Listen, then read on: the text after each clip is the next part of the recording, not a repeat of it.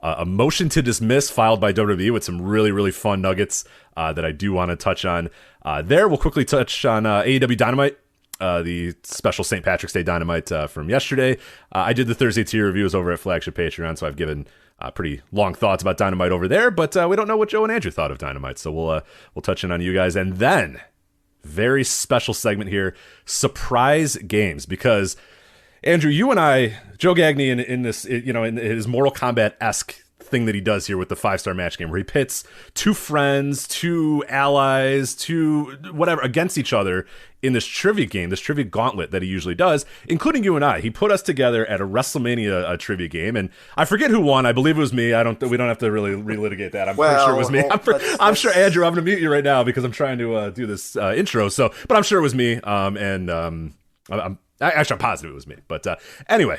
Listen, you and your fake news, you want to rewrite history. I was the victor of that game, sir. Thank you very much. You were the victor, but yeah, Joe takes pleasure in the stress and the anxiety of others, and we're going to do that to him because we have surprise games. You have a trivia game, and I have a surprise game, but we are going to cause stress to both of us as well because I will be participating in your surprise game. And you will be participating in my surprise game. So nobody's really getting off easy, but Joe is definitely getting the gauntlet on him as he's getting two games that he's going to have to play. But those are the rules, Joe. I mean, hey, you take so much pleasure in other people, competing against one another. It's now time for the tables to get turned on you. I'm so broke-brained in my wrestling knowledge. I fear nothing. So I say there it is. Yeah, but we'll get to that when we get to that. That'll be towards the end of the show. Time permitting, but we'll try to make some time for that for sure. But let's get into the news of the week, and we'll start with I'm going to start with you, Andrew, because at voicesofwrestling.com you wrote a great article that just got posted earlier today about the music of Scott Hall, the entrance theme history of Scott Hall, and as host of the Music of the Mat, you're the perfect person to do that. But I thought it was a really, really great column. There's a lot of, I was surprised that some people didn't know some of the details of what he used in Japan or what he had used elsewhere or whatever. So I thought it was a really, really great article in a multitude of great articles. I mean, this week has been a really, really great time for reading about Scott Hall's life and his career and his history and all that sort of stuff, and the good and the bad. And I think people have been pretty fair with the bad stuff in his life and the things that obviously didn't go well, but I think also being fair not to let those kind of tell the entire story of a Scott Hall, who I think is a very intricate life, a very, interesting life. And we shouldn't just let the bad times or the things that, went wrong kind of be his entire narrative. But Andrew, I really like the article you wrote, again, at voicesofwrestling.com if people want to check that out. But I'll start out here because I think you might have a little bit of a different life experience than Joe and I, given your age and when you started watching wrestling. But what were your memories of Scott Hall? What did you remember from, your early days as a wrestling fan of what you knew of Scott Hall? Because I know your entry point is very different than Joe and I's. Mm-hmm. Well, first of all, thank you for the kind words in the article. By the way, it's called Scott Hall Was the Bad Guy with Great Music. It covers up all of his main themes that he used in his career. It's on the website right now. But yeah, I mentioned this in the article. The Scott Hall that I grew up with was not 90s prime era Razor Ramon or 90s prime era NWO Scott Hall, because I was, too young, and also I didn't watch wrestling back then. I first became aware of Scott Hall when he showed up in TNA in late 2004 as a member of the Kings of Wrestling. Not that team, the other team with Jared and Kevin Nash. They were a little stable there, and he was there for a couple months, wrestled a couple times, and then he left. And that was kind of his, his pattern there with TNA for the next decade or so. Is that he would go there for a few months. He'd come back in, I think, late 2007. And that was when he had the infamous no-show at the pay-per-view, which led to Samoa Joe doing that shoot interview on the show, just scathing him out. It was pretty harsh. And then a few years later, he came back again with the Hogan era, with the band and, Nash again and Waltman and Eric Young there. So yeah, my experience of watching Scott Hall was not the best, especially considering, in addition to these kind of scant, appearances on TNA or wherever, his personal life was awful. I mean, you would see just stories of him, being drunk at shows, being, incapable of or being incoherent. He would get into, police trouble as well. So Yeah, I for a long time I did not know Scott Hall as anything else but just this really troubled guy with his fair share of quote unquote demons as they're called. But luckily, as time went on, he was able to get control of his life and be able to have that sort of redemption story. And he was able to, in his final few years, he was able to get, a better outlook on his life. Now, granted, of course, I have gone back and watched, his older stuff as Ramon and NWO, of course, but I am jealous of people who did get to see him in real time, at his peak of his powers in the 90s. Cause he was really cool. That's all I can say. He was a really cool character and a cool guy. And I wish I got to see him, at that time of his life before, the downturn. And Joe, for people that don't know, when did you start watching wrestling, and what would your entry point be for Scott Hall? Did it predate even Razor Ramon? Did it go to Diamond Stud era? Did it go even before that? I may have seen him as Big Scott Hall in the AWA at some point, but would not have taken much notice of him.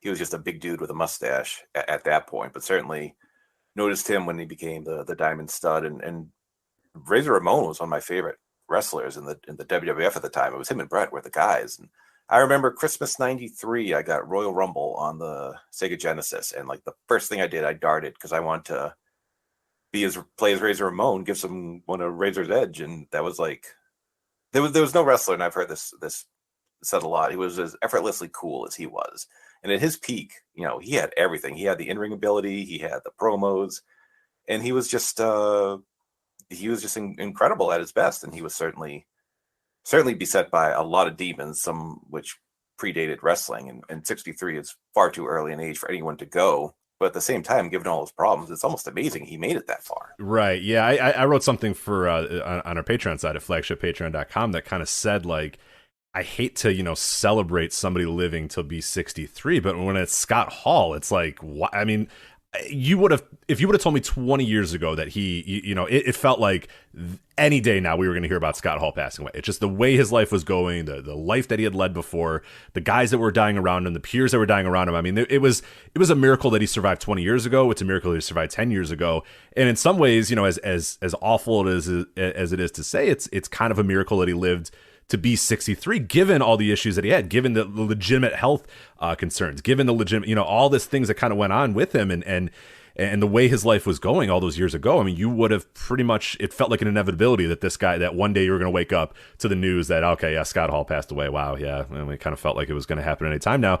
And yeah, I guess that's a testament to his work. It's a testament to DDP. It's a testament to WWE-sponsored rehab, that he was able to get his life on track. And it felt like the last few years were in some ways kind of boring because we didn't hear anything about Scott Hall. He'd pop up at some shows here and there. He'd pop up on a Hall of Fame show. He'd pop up on a WWE reunion show. He'd pop up on some of these things. And that was fine. Like, we got to see Scott Hall. It felt like he was, in some ways kind of an ambassador for another generation of wrestlers, and also kind of a cautionary tale of like, look, I lived a very, very hard life. Don't live the life I lived. I cheated death and I barely came out on the other end.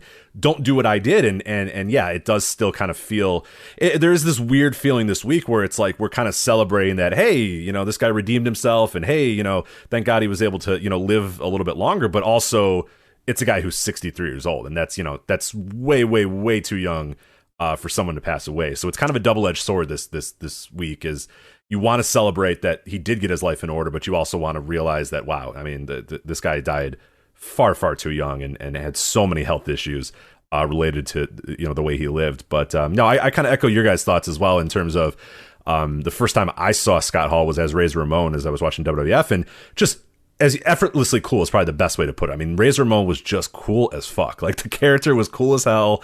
The toothpick was cool. The strut was cool. I still do the strut. If you think that anytime I have to get through like a curtain or like a door or and I'm kind of being goofy, I do the you know what I'm doing. I'm doing it right now. You can't really see because we're not doing this on video, but the Scott Hall strut, the Razor Ramon strut. I do that. Me and my friends, we call each other Big Mang and medium-sized Mang all the time. It's just like, it was just that, and like, yeah. But and Jerry wrote a great article up at voiceswrestling.com. And one of the things that she said was, the Razor's Edge we kind of take for granted now in 2022 because we see all these cool moves all the time and all that sort of stuff. But Joe, you kind of mentioned it, that that move was cool as hell when it first came out. I mean, that was an awesome move. This giant, crucifix powerbomb. It looked crazy. He dropped guys really cool. And like, yeah, it was one of those things that, when you got a video game, you're like, I can't wait to do the Razor's Edge. And it totally seems like just an innocuous move these days because we're so used to it. But man, at the time, it was something else. And yeah, it's, we're just talking about that, we're talking about that Razor Ramon era. We haven't even touched on, obviously, the early WCW era where, he is one of the key figures, if not, 1-2 of the guys that really kickstarted and lit the fuse of the Monday Night Wars, coming in to do the NWO thing. And that thing doesn't, he's the guy they choose to be the first guy that comes out, the guy that takes the first, stab at the NWO angle or whatever. And he nails it. He knocks it out of the park with just a great, interview and a great promo and stuff. And it's just, yeah, you just wish that it does feel like we lost a lot of his prime. And that's, I think, what will hurt me the most is that we did lose just so much of his prime because it felt like we should have gotten so much more out of this guy than we got, but we still got a tremendous stuff. I mean, he still had like over 1,000 matches and he was still an important part of so many different wrestling companies, but it does feel like a little bit got left at the table. But Andrew, what, going back and watching, Razor and Scott Hall, what were there some matches, some moments, some segments that really stood out to you of saying, okay, this guy, wow, there's something special about this guy. Joe had mentioned, getting that video game and playing it right away, to be, Razor Ramon. What was kind of the stuff that you remember going back and rewatching with Razor and Scott Hall? Well, I've never really gone too deep with him in the past, but just his aura, I think, just him coming out and again, like you said, the strut and the thumb taunt, he's shaking his thumbs in front of his chest. You're doing it. I can tell. Yeah. I'm doing it right now. You can't see me, but I'm doing it right now. It's just the pyro going off. He's the got music the chains around his neck, and the music was great. Like, again, not to say it ad nauseum, but he was just really cool, and he just had this kind of energy about him and this aura about him, where even though he was, quote unquote, the bad guy, you couldn't help but just like him.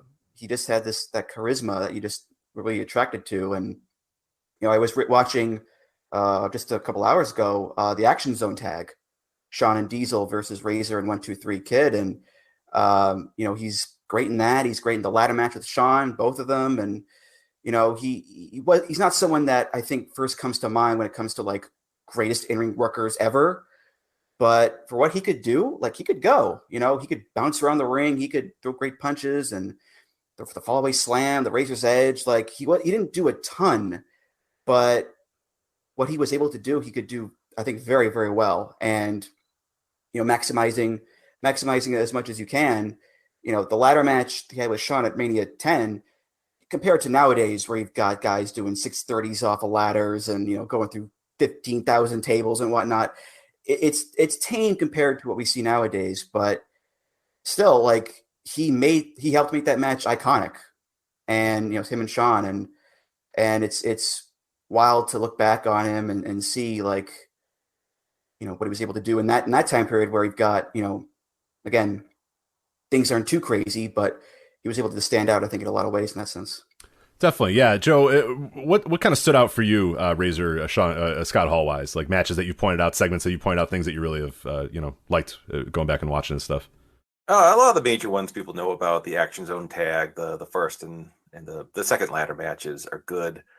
Like a lot of his pay-per-view stuff is very good. He worked very well with Shawn Michaels. I know Bix just pointed out they have a match in I think August '94. That's very good on Raw. And if you could find it, WrestleFest 94 is probably one of the better Coliseum tapes they ever did. That's the one with the Steiners versus Bret and Owen match. There's a Shawn Razor match on that's very good, along with a very early Bret Diesel match. So yeah, I think in WCW the work wasn't really the point. I think when people point out his matches to check out, it's going to largely come from the Razor era here. But he had a lot of good, especially for the era. It wasn't exactly work rate central in the WWF at the time, but he had a lot of quality stuff that holds up. Yeah, and the thing that I remember most about the kind of the WCW run, and I pointed it out in my article, is that it's not really the stuff on Nitros. It's not really the stuff on the pay-per-views, because that was kind of, a lot of it was outsider stuff. A lot of it was just kind of whatever. But to me, the stuff that I really love about Scott Hall and WCW is, going to the Monsoon Classic YouTube page and just typing in Scott Hall, and it's just like a random episode of Worldwide, and it's like Scott Hall versus Super Callow or whatever. And you're like, what the hell? And then you watch it, like, it's pretty damn good. Like, Scott Hall's bumping all over the place for Super Callow, like giving him a little bit, or, you know, there's like, and I don't know, I'm just pointing out names. Like, I don't know if that's even a specific match or whatever, but like, there's a lot of random, like, Scott Hall versus like that guy really on like Worldwide on Saturday night or whatever. And you watch that match, and to me, no, they're not spectacular matches. No, they're not incredible matches, but they're fun. He gives the guy a lot of offense. He takes a lot of big bumps. He does that sort of stuff. And that's kind of what I'll always remember about the second half of his career is, yeah, Razor, obviously, the highs, there's a couple highs. There's like the ladder matches, the Action Zone tag, like the thing with Martel on Raw. There's a few things, the match with Bret Hart at Royal Rumble. Like, there's some really, really good matches in there. But largely, he's just like a solid as hell wrestler. And that's fine. Like, that's it. Of that era, that was okay. Like, we weren't getting that much great stuff. So having a guy who every single night you knew would go out there and just be solid as hell.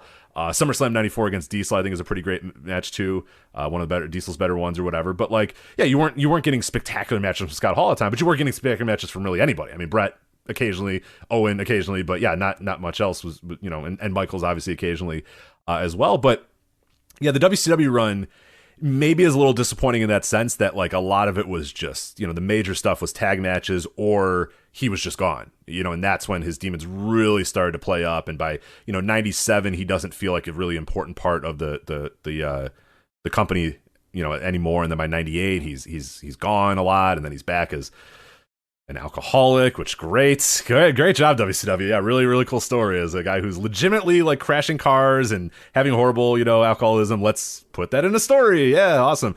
And then, yeah, it kind of from that point forward, he's basically just a ghost. Like he'll show up every so often. You'll be like, oh, hey, Scott Hall's here. And then he's gone again. You know what I mean? Then he's gone again and gone again and gone again. And like, you know, he was around for a lot longer than people remember. I mean, he was part of WCW 2000, the ridiculous silver and black one. But then he was gone again a couple weeks later. And then, you know, Kevin Nash would say, you know, I got a friend who can't be around. And he would make like veiled references to Scott Hall. And then it was just weird. And you know, the ECW run, and then pretty much, you know, everything after that just feels kind of it just feels kind of sad in a lot of ways. And I think that's what's maybe most disappointing about it is that knowing how good he was and knowing how good the WCW roster was, it does feel like we left a lot on the table in the WCW run because it was, yeah, the promo, a little bit of the NWO stuff, but largely he just kind of feels like a dude that was just there to cut promos and be in the background. But the matches really never delivered to that level to me. But Andrew, his, you know, the stuff that you saw, the TNA stuff, I mean, is that, you know, going back or knowing that in hindsight, is it more like, do you like even checking that stuff out, or is it to you maybe a little too sad to even like, because the way I'm at, like, I try to avoid that because it's just like, oh man, he comes out and he's sweaty and he doesn't look good, and you're like, this is not, I don't like watching this. Yeah, I never had the urge to go back and watch that stuff. I think I remember he had a match with Jeff Hardy in a pay-per-view in like early 05 where he's like in just like a full, not even in his gear, he's in like sweatpants and, you know, the jacket or whatever, and it's not good. And like I said earlier, you know, he came back in, you know, late 07 and was supposed to have that match with Nash and Joe versus Angle, AJ, and Tomko, and he's just gone. He's not there anymore. And, you know, Samoa Joe just cusses him out live on pay-per-view for like 5 minutes straight, you know, talking about how, you know, there are guys in the back who bust their ass for this company and for these fans, like the Machine Guns, like Eric Young, like, you know, Jay Lethal. And Scott Hall is here for a paycheck, you know, and he just cusses him out on the pay-per-view. And it's rough. And, you know, again, demons had a lot to play with it. Health issues had a lot to play with it. And again, you know, you're thankful that he was able to overcome that stuff. But as far as like wanting to watch it, I can't see any reason, you know, why you would. You know, obviously there are wrestlers who have died and you go back and watch their stuff. Oh, that was pretty cool. But to watch someone in that stage of their life when they're in like serious decline and they need help, it's not fun at all, Rich. No. Yeah, it is tough. And Jonathan Hernandez brings up a great point in our chat room. He says, maybe the biggest testament to how cool Scott Hall was is early 90s WWF, where everyone is an insane character. He's doing a Scarface routine and the promos still age so well. And Joe, I'm gonna ask you this because you know you were around and watching this live or whatever. At the time when Razor Ramon, the character, came out, did you make the connection? Did you know about Scarface? Did you know that he was basically just doing, you know, a dollar store Tony Montana thing? Were you aware of that at the time, or were you just like, hey, Razor Ramon, okay? Yeah, no, I remember him from being the Diamond Stud in WCW, which was about 75% Razor Ramon at that point, because he had the Razor's Edge. It was a Diamond Death Drop at that point. He had the slick back hair and the stubble, and he had the toothpick and all that. So I'm like, oh, it's this guy.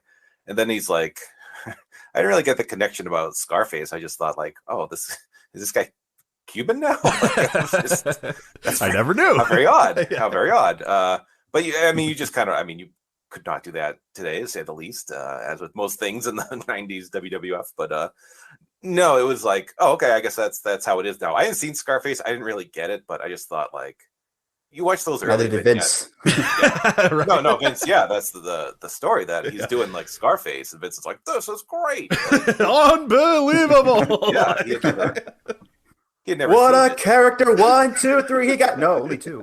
Right. So, he's like, oh, it'll be Razor. And then, he's like, I need a last name. So he asked Tito Santana, who's in the, washing his hands in the restroom, like, hey, what's a good last name? He said Ramon. So I was like, okay, well, he's Razor Ramon now. So yeah, and those vignettes, they have like a genuine sense of menace about them. Like this, like you can tell, this is a bad guy. I'd be really afraid if I ran into this guy. But at the same time, he was like, he's also super cool. Like, oh, I kind of wish I was more like him. Like, he did not take any crap, so to speak. Yeah, it is. It's because the character is like, a lot of other people would have made that character absurd, but he was able to make it just enough, like you said, enough of like menacing, but also cool as hell, to the point where like he couldn't be a heel for that much longer. So you had this like drug lord guy with like his logo was like a racer, but like everyone's cheered for him, and he's like hugging kids and stuff, and it's like, man, I thought this guy was like a Cuban drug lord. But anyway, whatever. Yeah, who cares? He's from the and then he became from the streets, and then he was like a man of the people or whatever, and like. Yeah, it's a testament to how great he was at that character, because yeah, it felt, when you hear the stories about the creation of that character, it felt like they kind of just were like, all right, yeah, this all sounds great, do it. And it kind of felt like he was able to sort of do what he wanted to do with that character, obviously with a little bit of help from their production and all that sort of stuff, but it feels like it was largely kind of his character to sink or swim. And a lot of other people probably would have made that character way too over the top, way too annoying, way too weird. And Ramon just made it where, the menacing part was subtle enough. The cool factor was way off the off the charts, and yeah, he was a good heel for a while, but then it became just so damn cool that he had to become a babyface, and then he was a face pretty much for the rest of his career there in WWF for that entire run, and yeah, it is just amazing. I remember as a kid being like, why is his logo a razor? Oh, well, whatever, not until later realizing, wait a darn minute, it's cocaine? Wrestlers? Are my wrestlers doing cocaine or selling it? This is unbelievable. I can't, I can't fathom this, but yeah, no, the Razor Ramon character remains like one of my favorites of all time. Just like you said, Andrew, the pyro was awesome. The music was awesome. The gear was awesome. The chains, the best part about, even as a babyface, giving his chains to the, the ring attendant, saying, hey, if something happens to these chains, something are going to happen to you, which speaks to what Joe's saying, like, where you're like, hey, it's Razor Ramon, he's a cool guy, and then he's about to like, he's going to murder the ring attendant if he loses his gold chains, because it's like, well, he's still Razor Ramon, he's still a Cuban drug lord. So, one of the all-time great characters in wrestling history, one that probably, again, would not happen today, but, or very much would not happen today, but a really awesome character, and, yeah, I mean, it sucks. It's just a big loss to the wrestling world, and kind of one of the great what ifs in wrestling history of what could have happened with him, despite the fact that we still did get a very, very, very long run with him. And I know, Joe, that you had kind of put together a little bit of a timeline of Scott Hall. I don't know, did you want to cover some of the stuff in there, since we've talked about Razor Ramon, we've talked about some of the TNA run, but do we want to talk a little bit about kind of his early days as well? Because I think there's some interesting stuff there. I think he has an interesting story where he's training to wrestle under Hiro Matsuda, who's trained a bunch of people, and he's just doing Hindu squats at that point. He's not touching the ring because, like he said, they don't want you in the business at that point. They want to run you off, and it just happens to run into Barry Windham at a grocery store, and gets to talking to him. Barry's like, "Oh, what do you do?" Because I think he was in Tampa at the time. Tampa had, I think, a USFL team. There was a lot of big guys in the area at the time. He's like, "Oh, I'm a wrestler." So Barry's like, "Well, if you're with the Hero, you're not doing anything. Come meet me in the ring." So Barry and Mike Rotunda took time out of their schedule to help him train and get acclimated in the ring, which again, like, people weren't doing that back then. So that kind of leads to him heading to Charlotte as he teams up with Dan Spivey as American Starship. It was Coyote and Eagle, and kind of a quasi Road Warrior team, two big jacked up guys. Although they didn't have face paint or anything, they were just two dudes named American Starship. And if you're wondering what that meant, like Scott Hall didn't know. He gave interviews. He's like, you need to ask Dusty. And I'm guessing Dusty heard Starship on the radio one day. He's like, oh, what a great name. And, sounds about right. Yeah, sounds like Dusty. Yes, yeah. And went with that. And they're a pretty short-lived team. They weren't wrestling all that much. They're actually on the Greensboro Orioles grounds crew because Crockett owned them at the time as well. So what happened was Hall ended up in Central States. Not that was a much better proposition, but because he could actually wrestle a bit more than he was in Charlotte. And from there, he ended up in the AWA in, I think, 1985. And, AWA was still in pretty decent shape at that point. So he was getting to be in front of some good crowds, and they put him together with Kurt Hennig as a tag team because, Kurt could do all the work and tag out to Scott Hall, who could make a comeback and win. And, Hall told a story where fans are like, you need a better partner than Kurt. He's holding you down because he's the one, he just gets beat up the whole match. And when the opposite's actually true. And their highlight was holding the AWA tag titles. They beat Jim Garvin and Steve Regal, not the English one, Mr. Electricity. And if you think like, oh, cool, I'll check that match out. Well, you can't because it was a phantom title switch held in Albuquerque, New Mexico, which is funny because that's also where Dusty Rhodes supposedly beat Buddy Landell for the national title. A lot of title switches in Albuquerque. And I think there was an NWA Junior title phantom switch. So some poor guy in Albuquerque is like, how do I keep missing out on all this action here? I don't understand. Yeah, that in Rio de Janeiro. I mean, buy a ticket to a house show in any of those two cities, and you're guaranteed to see a title switch. So that's pretty awesome. So it's and you look at him at the time, you can't reconcile him what he became in the 90s. Where if people don't know what like Big Scott Hall looked like it wasn't like a big. I mean, this guy was easily like 100 pounds heavier of just pure I don't want to say, steroids, but, he was a big man. He was a very bulky man at that point. He slimmed down tremendously to get to the Razor Ramon character. But yeah, Big Scott Hall was indeed a very, very big man.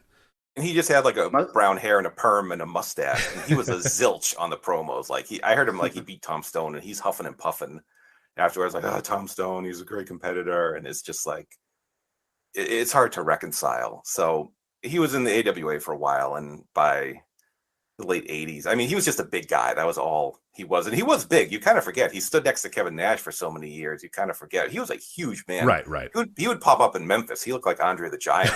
Yeah, he was like, what? I think he was legit like 6'6", 6'7", I believe. Yeah, he was just enormous. So, in the later part of the 80s, like, he didn't like the cold. And, the AWA, the ship be sinking, as they said. So he kind of got out there, and he ended up, I think he was in Japan for quite a while. He worked New Japan for a long time. He was just kind of, which you think is kind of an odd fit for someone so associated with American wrestling and storylines and whatnot. But he had a pretty lengthy run in New Japan. He just kind of traveled all over the place. He was in catch wrestling in Germany as Texas Scott, working the rounds with Otto Vons and Rambo. And I was going through his cage match results, and I saw he wrestled someone named Rocky Las Vegas. And I'm like, that's the greatest name ever. Do you have a guess who Rocky Las Vegas is? Las Vegas. I don't. Andrew, do you have a Rocky Las Vegas guess? Oh, I've got no clue. He actually is associated with Las Vegas today because it's the Godfather. Yeah, it was the Godfather. Oh, incredible. And he ends up in I think Puerto Rico as well. He's feuding with Carlos Colon. I think he has a bull rope match with him and whatnot. And who didn't? I mean, I think he was still Texan at this point. Who among us didn't get a bull rope match with Carlos Colon? But. Yeah, and actually in '89 he had a kind of a brief run in the NWA. He was Gator Scott Hall. They had at a clash. They had a video of him set to Billy Ocean's "When the Going Gets Tough, the Tough Get Going," and he's like poking alligators with a stick because I guess he was a Gator man at this point. So I mean, he said it himself. Like he never had any success in the United States. Like he bounced all over. No one really knew what to do with him until he got to the WWF, because finally he's thinking about calling it quits in like 1991 because he's nothing's really happening for him. And finally, he's talking to DDP. He's like, you need to manage someone taller than you, because DDP had the diamond mine and he towered over everyone in his roster at that point. So that's when they bring him in as the Diamond Stud. And this is when WCW was bringing in a bunch of new characters. They had like Oz and Black Blood and Big Josh and PN News. So like the Diamond Stud was basically it was like Bruno Sammartino compared to the rest of them. And it starts off pretty good. He beats Tommy Rich in a clash. He feuds with Tom Zank and beats him at the Great American Bash. But then he loses to Zank at the next clash, and that's the one where Sting got hurt. Or actually, no, that was actually a bit later. He actually lost to Ron Simmons in 2 minutes at the next clash because Simmons was challenging for the the WCW title at Halloween Havoc, right. So I get that. But he lost in like 2 minutes. Loses to Zank quickly at the next clash, and that's the one where Sting got hurt. So they did a split screen during that match. You could barely even see it.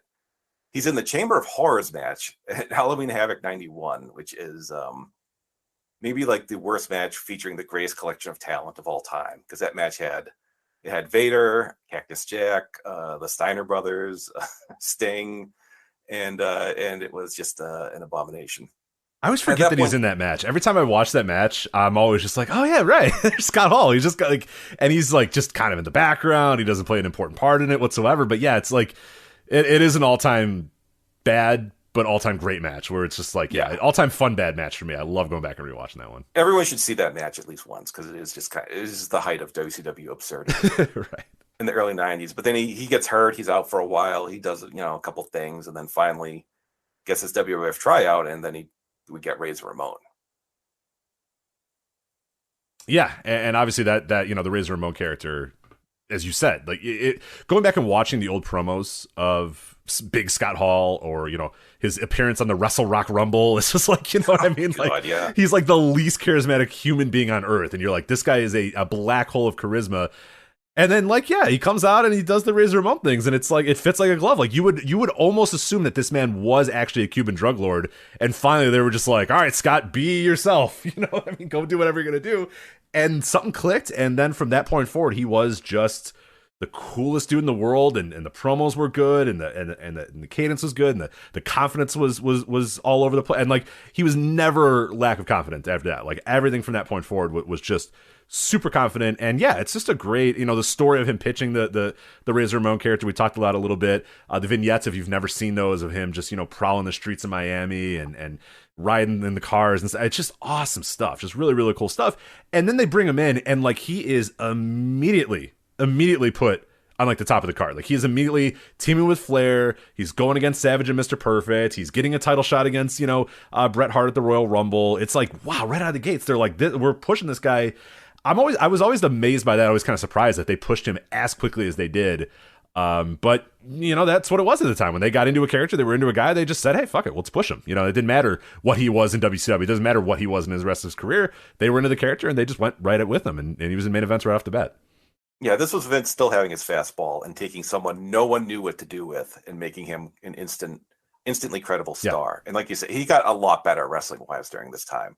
No surprise, he's working Randy Savage at the house shows. He has a title program with Bret at the Rumble. And that's the only WWF title match he ever had, at least on like pay-per-view, high profile, which is always odd to me that, they kind of had him plateaued out at a certain level. But he certainly, and also just a weird random fact, he was at 4 straight Royal Rumble pay-per-views, but he was never in the Rumble itself. He was always in a singles title match. Wow. It was the world title, his first one, and then the Intercontinental title the next 3. And even the Rumble they had at Madison Square Garden, the unaired one, he wasn't even in that. It's like, this poor guy can't get in a Rumble. And then he leaves the company, and then the Razor Ramon 2 comes in, and he's in the Rumble. That's right. Fake Razor got in, yes. Yeah. Right, oh yeah.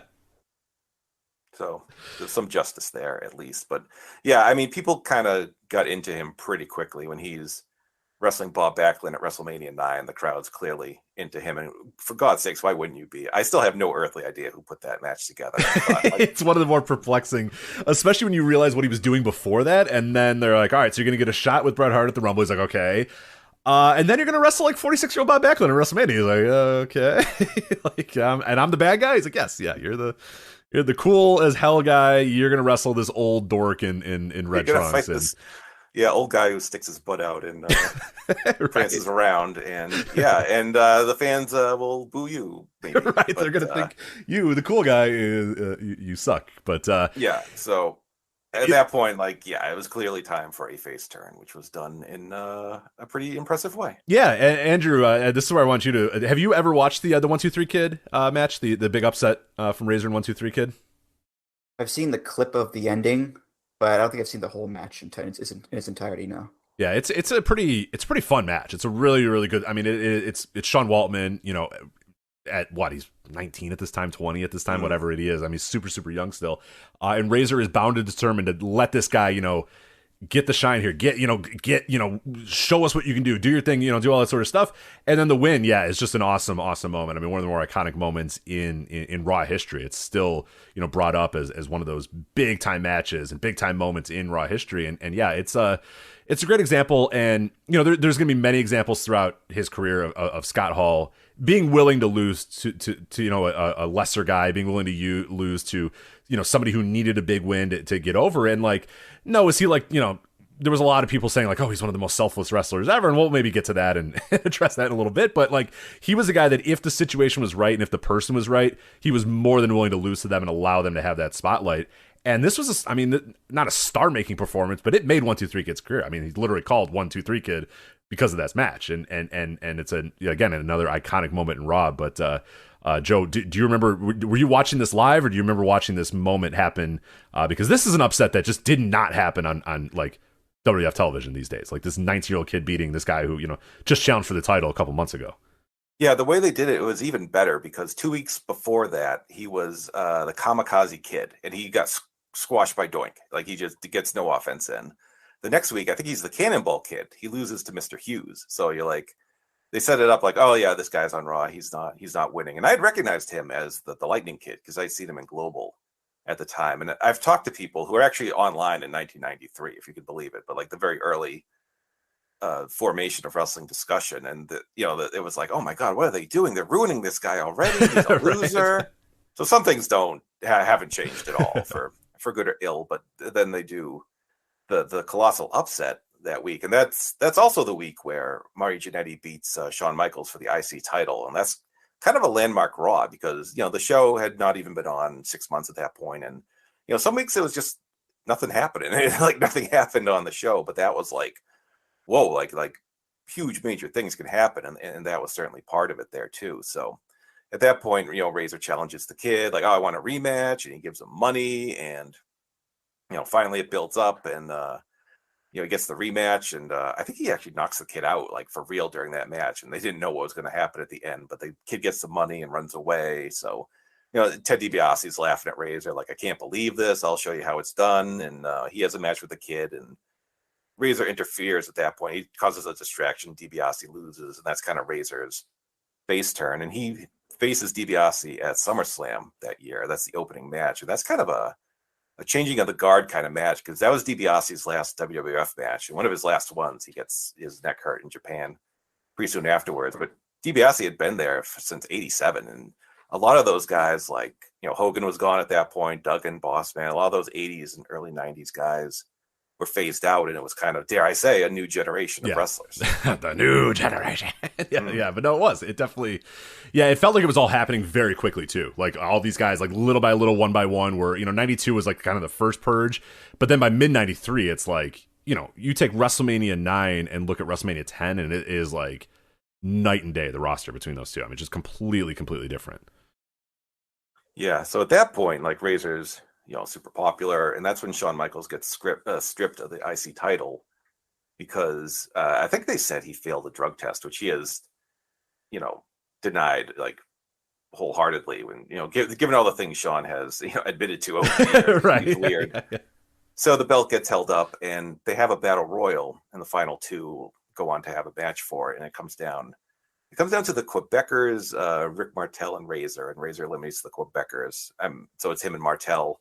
And what's weird about this is that the match was actually spoiled for me by the Boston Herald at the time because the match was taped in New Haven on a tape delay. It didn't air live. And I guess some guy was there. He put some notes in his sports column that, oh yeah, Razor Ramon wins the title. And I was like, whoa, that's like, I'd never seen much, wrestling coverage in the Herald at the time. It was just kind of one of this weird little thing that happened to come about that I remember. But yeah, he wins his first IC title. And he's one of the guys I really associate with that belt when I think about it, because for the next like 2 years, he held it pretty on and off. I think he's number 6 all time in terms of cumulative time as the champion. And he's just, he really never got above that level. Like I said, he never had another shot for the title, the WWF title, but he's one of those guys I really associate with that title, especially around that time.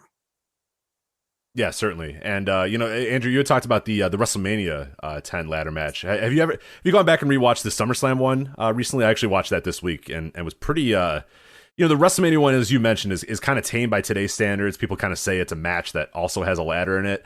The 95 one, though, I mean, that holds up pretty good. I don't know. Have you watched it recently? Not recently, but I remember, I think there's one moment that sticks out to me. I think that's where Shawn kicks him off the ladder and he falls too. I think that's in that one. And it's a pretty nasty spill. But yeah, I haven't seen that second one in a while, actually, so I may be wrong there. But yeah, I think both matches are pretty good. But I think the WrestleMania one, because it was not the first ladder match, but the first of, first really big ladder match, I'd say, that one gets all the attention. But the second one is, from what I remember, is pretty good too, I think. Yeah, it's great. They take some hellacious bumps in that one. I mean, they took some pretty big bumps in the first one as well, but yeah, that second one is like a lot. And it's like, what's weird too is there's like no reason for them to take those bumps other than the fact that they just wanted to, like, because the match was like completely thrown together. Like, there's no real purpose for it. Like, the WrestleMania 10 one was like built up for like a half a year. You know what I mean? Of like, oh, this is the IC title and it's disputed and there's this champion and that champion or whatever. And the SummerSlam one, they're just like, well, Sid's going to get a title shot. No, wait, never mind. We're going to have a ladder match first and then Sid will get his title shot. It's just like, because I think they just knew that SummerSlam 95 was going to stink. So they were like, we need to have something that doesn't stink on this match, on this show. Because Diesel and King Mabel aren't going to do it, nor is Isaac Yankem and Bret Hart. So, hey, we need something on SummerSlam 95, feel the heat that people are going to like. And they decide, hey, let's put these guys in a ladder rematch. And they just go out there and they bust their ass. I mean, they take some hellacious bumps in there. And it's a really, really fun match. But, what I always remember about that era is it does feel like, and Joe, you can maybe attest to this, it does feel like at this point they're kind of out of I don't want to say out of ideas for Razor, but from this point forward, he's just kind of there. He does the stuff with Dean Douglas. He does the stuff with Goldust. He does, but it really kind of feels like he's sort of spinning his wheels. And like you said, maybe he realized that there was a ceiling on what he was able to do in WWF, because at this time it just feels like, they don't really have much else for him other than, hey, you can be IC champion again. And he's done that 4 times. He doesn't need to do it again.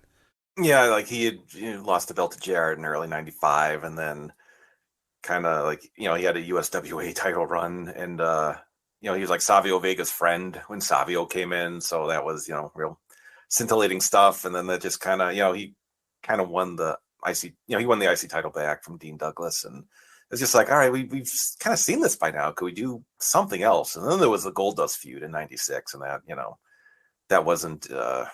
You could tell he was not super into that feud. That is one way to put it. Yes. Yeah. Yeah. And then the 1, 2, 3 kid heel turn, and it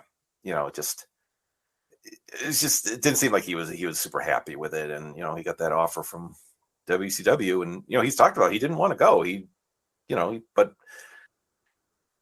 up to Vince McMahon as a father figure, which I'm sure a lot of wrestlers do in that regard. But he had kind of done everything they were gonna let him do, and with the money being offered, it just made sense. And he put over Triple H at that infamous Madison Square Garden show, and he was out the door. Yep, and not before they obviously they did the when he informs Vince that he is leaving and he's going to go and seek offers elsewhere. He is hit with a drug suspension for 4 to 6 weeks or whatever. So yeah, weird how they dug that up. Yeah, it's just a complete. Hey, whoa! Before you leave, you're suspended for a drug. It's the wildest thing. I was just about to tell you this. Oh yeah, you got to miss WrestleMania. So yeah, darn, yeah, the biggest payday of the year. Yeah, can't do it. Sorry, pal. But yeah, it's just crazy how the coincidence that came up at the exact same time. But then obviously, yeah, he goes to WCW, and Andrew, you've done many episodes about NWO themes, and you wrote up about the NWO theme in the piece you wrote for Voices of Wrestling. But I mean, this This is the time when Scott Hall goes from just like a really, really great character to like one of the biggest deals in wrestling, just, you know, from one appearance in a jean jacket cutting a promo to then what would happen over the next couple of months. And yeah, he is part of the, you know, arguably one of the biggest, if not the biggest stories in wrestling history with the NWO. I mean, it's just a crazy, you know, crazy happening. And you know, what are your kind of memories of, you know, the early Scott Hall WCW days? Mm-hmm. Well, I mean, you know, he's the guy who kicked it off because he was the one who showed up first. He showed up out of the crowd. Mike Enos and Steve Dahl, by the way. Yeah. The Mauler. Mike Enos. Right, yeah. Yeah. I'll never forget. Every time you hear the promo, it's like, he's mauling him. And then I forget who's like, what? Who's that? And you go ahead and you hear Larry Zbyszko go, oh, it's Steve. It's Mike Enos. I love it. The way they did it. And yeah, kudos to WCW for really just selling. I mean, they were so good at this time of really selling that, you know, especially on Nitro. You watch Nitro compared to Raw, and Raw is just so polished and so bright and colorful. And Nitro's like, things happen, cameras shake, guys come out, things are weird, the announcers are confused at times. And yeah, that was probably one of the more iconic moments there where Scott Hall just walks through the you know, crowd and nobody knows what's going on. Oh yeah, the commentators are, you know, flabbergasted and like, what the heck is going on here? And he grabs the mic and he says that infamous line, "You people, you know who I am, but you don't know why I'm here. You know, where is Billionaire Ted? Where is the Nacho Man?" You know, and all that stuff. And, you know, over time, Nash comes in, of course, and power bombs Eric Bischoff through the stage at Great American Bash, I believe it was. And then Hogan comes in as the third man, and off to the races we go. And yeah, you know, again, as far as matches go, I haven't seen that many Hall matches, you know, NWO wise, but as far as like just watching the entrances and like just watching him like in that moment, in that spot, just, you know, being Scott Hall and being cool, it's pretty damn cool. Like there's that famous clip of all the NWO guys, you know, in the ring for a promo, and some fan, I guess, throws a soda at him and it hits Hall right in the head, and without missing a single beat, Scott Hall just smooths the hair back with the soda in it, just cool as a cucumber. And that just kind of sums them up right there. And it's like, you don't really need to watch the matches because you kind of get the character, you know, and what he's supposed to be, you know, right there in that moment. And I think, you know, as far as I've seen this talking point brought up a few places, but as far as like who made the NWO cool, I think Scott Hall was the biggest part of making that faction cool. And Nash was too, of course, but I think Scott Hall, being the first guy, being the guy with the cool strut, being the guy with the slick back hair and the toothpick and all that, I think he really was the cool engine, so to speak, of that group for so long. Oh, for sure. And I think that, you know, the survey time promos were like, you know, oh yeah. And people get upset because it's like, he's making them cheer for the NWO. They're supposed to, and it's like, all right, whatever. WWE's dead at this point, so who cares? But, you know, obviously, were they good for business? Whatever. They were good for his business, and that's all that mattered. They were good for the NWO. But yeah, the survey things were as cool as fuck because he would just come out, you know, in that Scott Hall voice and go, survey time. You know what I mean? It was just like, it was awesome. And like, yeah, and everybody in the crowd, you know, oh, you're here to see WCW, and then everyone, boo, or you're here to see that, and then everyone goes, no. It's like, yeah, it's so effortlessly cool. And yeah, so much of like, if you watch the early NWO stuff, like, it does not age great. Like, Hulk Hogan is one of the biggest dorks in the world in those early NWO days. You know, he's trying so hard to be like Hollywood, you know what I mean? And Kevin Nash is Kevin Nash. Like, there's a certain, you know, gravitas around Kevin Nash that, like, sometimes it's cool and sometimes he's the biggest dork in the universe. But yeah, you're absolutely right, Andrew. I think Scott Hall was the reason that original crew was as cool as they were. I mean, he looked cool, he acted cool, he just was. And yeah, it really added a whole different aura to them. And yeah, I think it was very strategic and very smart that he was that first guy that came out there and cut that promo and got things started and really showed you, hey, this is, you know, this guy is coming over, and yeah, he's got tinges of the Razor Ramon character, but his name is Scott Hall. He's wearing leather. He's not Razor Ramon. You know, there's a lot of stuff that you know went into the NWO angle that made it, you know, made it great and made it work. But yeah, like match wise, I mean, there's just really not much in WCW to say. I mean, he wasn't really there to have great matches. There wasn't really the, you know, opportunity for him to have great matches. Maybe he wasn't going out of his way to have great matches, but yeah, there wasn't that many like high level, you know, pay-per-view things going on with him. I mean, he was, you know, in World War IIIs and he was in random stuff here and there, but yeah, it just never, a lot of them were tag matches. A lot were just kind of ho-hum tag matches. And there's a few singles matches here and there, but nothing that I could like completely 100% recommend that, oh my god, you got to go out of your way to watch, you know, X and Y. I would just say my recommendation is go to the Monsoon Classic YouTube page and type in Scott Hall and just watch some, you know, random worldwide episodes, because it's just as good as, you know, Kevin Nash and Scott Hall versus, you know, insert other, you know, WCW tag team. Mm-hmm. And watch the vignettes too, the black and white vignettes when they were, when they were introducing the NWO at the start there. That was pretty cool too. Especially to see again to see Hogan just like, you know what, dude, I'm with these cool guys, Hall and Nash. We're gonna kick some butt, man. It's just like, oh, it's like he watched like one episode. He watched like season 1 of The Simpsons. Is like Bart Simpson. All right, that's what it is. That's what's cool. Going to the cow, brother. Right, exactly. It's so bad, and you're like, man, like this revolutionized wrestling. Like this changed wrestling, and you watch it now, and you're like, this is the most uncool thing ever. Why did anybody watch this ever again? But it somehow worked. So. I don't think you can really overstate how many creative swings WCW took in '96 and how they largely all paid off. Things like bringing in the cruiserweights and, you know, oh, let's have Mongo McMichael turn heel and join the Horsemen. And, oh, let's bring in these guys, pretend they're WWF invaders. Oh, we'll turn Hulk Hogan heel as well. And it just all paid off. And it was just, you know, they never had a burst like that again, sadly. But yeah, you watch those vignettes, you know, black and white. They were unlike anything. Hulk Hogan, like, oh, the New World Organization of Wrestling, brother. It's like, right. It's like, oh boy, yeah, okay, Hulkster. But yeah, you could tell, like, and how lucky, like Scott Hall's name was Scott Hall, and Kevin Nash was Kevin Nash. Their real names were, you know, perfectly viable wrestling names. Yeah. He wasn't Mortimer Wimpleton or something like that, where it just wasn't going to work. Right. Although it always bothered me, his move became the Outsider Edge, which is just like that's super lazy, guys. Like, what did you do? Call it the Hall Pass or something? Like, it was the 90s. It was either the X Bomb or you can't get too crazy with the move name. It's either, you know, the guy's name and then a bomb, or just the this and the crow. Yeah, you can't get too inventive in the 90s. But anything else that stood out to you, Joe, about his WCW run? No, just like it was, you know, the in-ring scene beside the point at that point. It was just the surveys, which were kind of the WCW equivalent of the New Age Outlaws introduction. And, you know, just things went bad eventually for him. You know, they used his issues as part of storylines, which is always excellent, and got them the most disgusting promotional tactic, I think in '98, which almost seems quaint considering what wins it these days.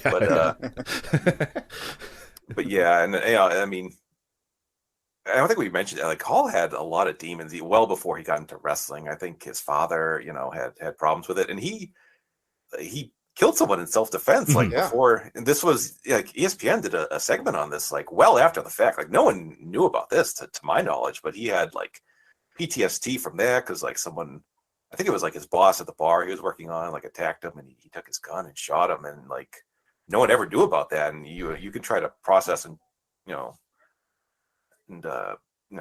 cope with that as best you can, but there's only so much you can do. Right. I think it was later in life. I don't know if it was that E60 thing, but that was the one where I think most people became aware of it. I think I was aware of it a little bit before, but yeah, he was like a bouncer at a bar, and I think somebody was messing with his car or something like that. I forget the exact story, but essentially he saw that guy reach for a gun, Hall reached for a gun and just shot the guy in the head because he was just like, well, if I don't shoot him, I'm going to get shot. And like, yeah, that's a tough thing to live with for the rest of your life. That like, yeah, he was, he wasn't arrested, he wasn't in jail for it or whatever because he was able to, claim it as self-defense. But I mean, you still, you killed a human being. I mean, there's no way to kind of do that and live a normal life. And yeah, later he didn't make an excuse for it, but kind of did say like, look, that was a pretty traumatic thing in my life, and I never truly got over it. It was always haunting me and always a part of my life.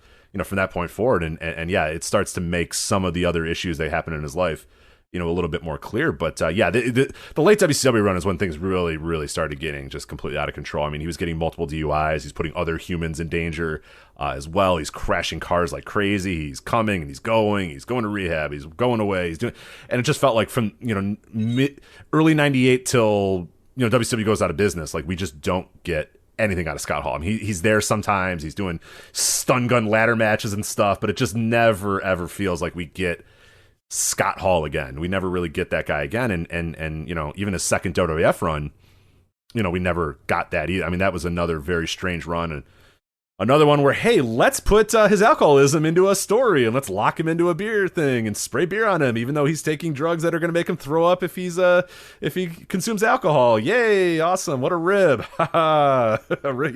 So yeah, it's a disaster. The last half, and then like Andrew mentioned, the TNA run is just it's more sad than anything, and God, the ECW run and that sort of stuff. I mean, it's just pretty much from late '97 on. It's just kind of whatever. It's more sad than anything. It's not even worth really remembering.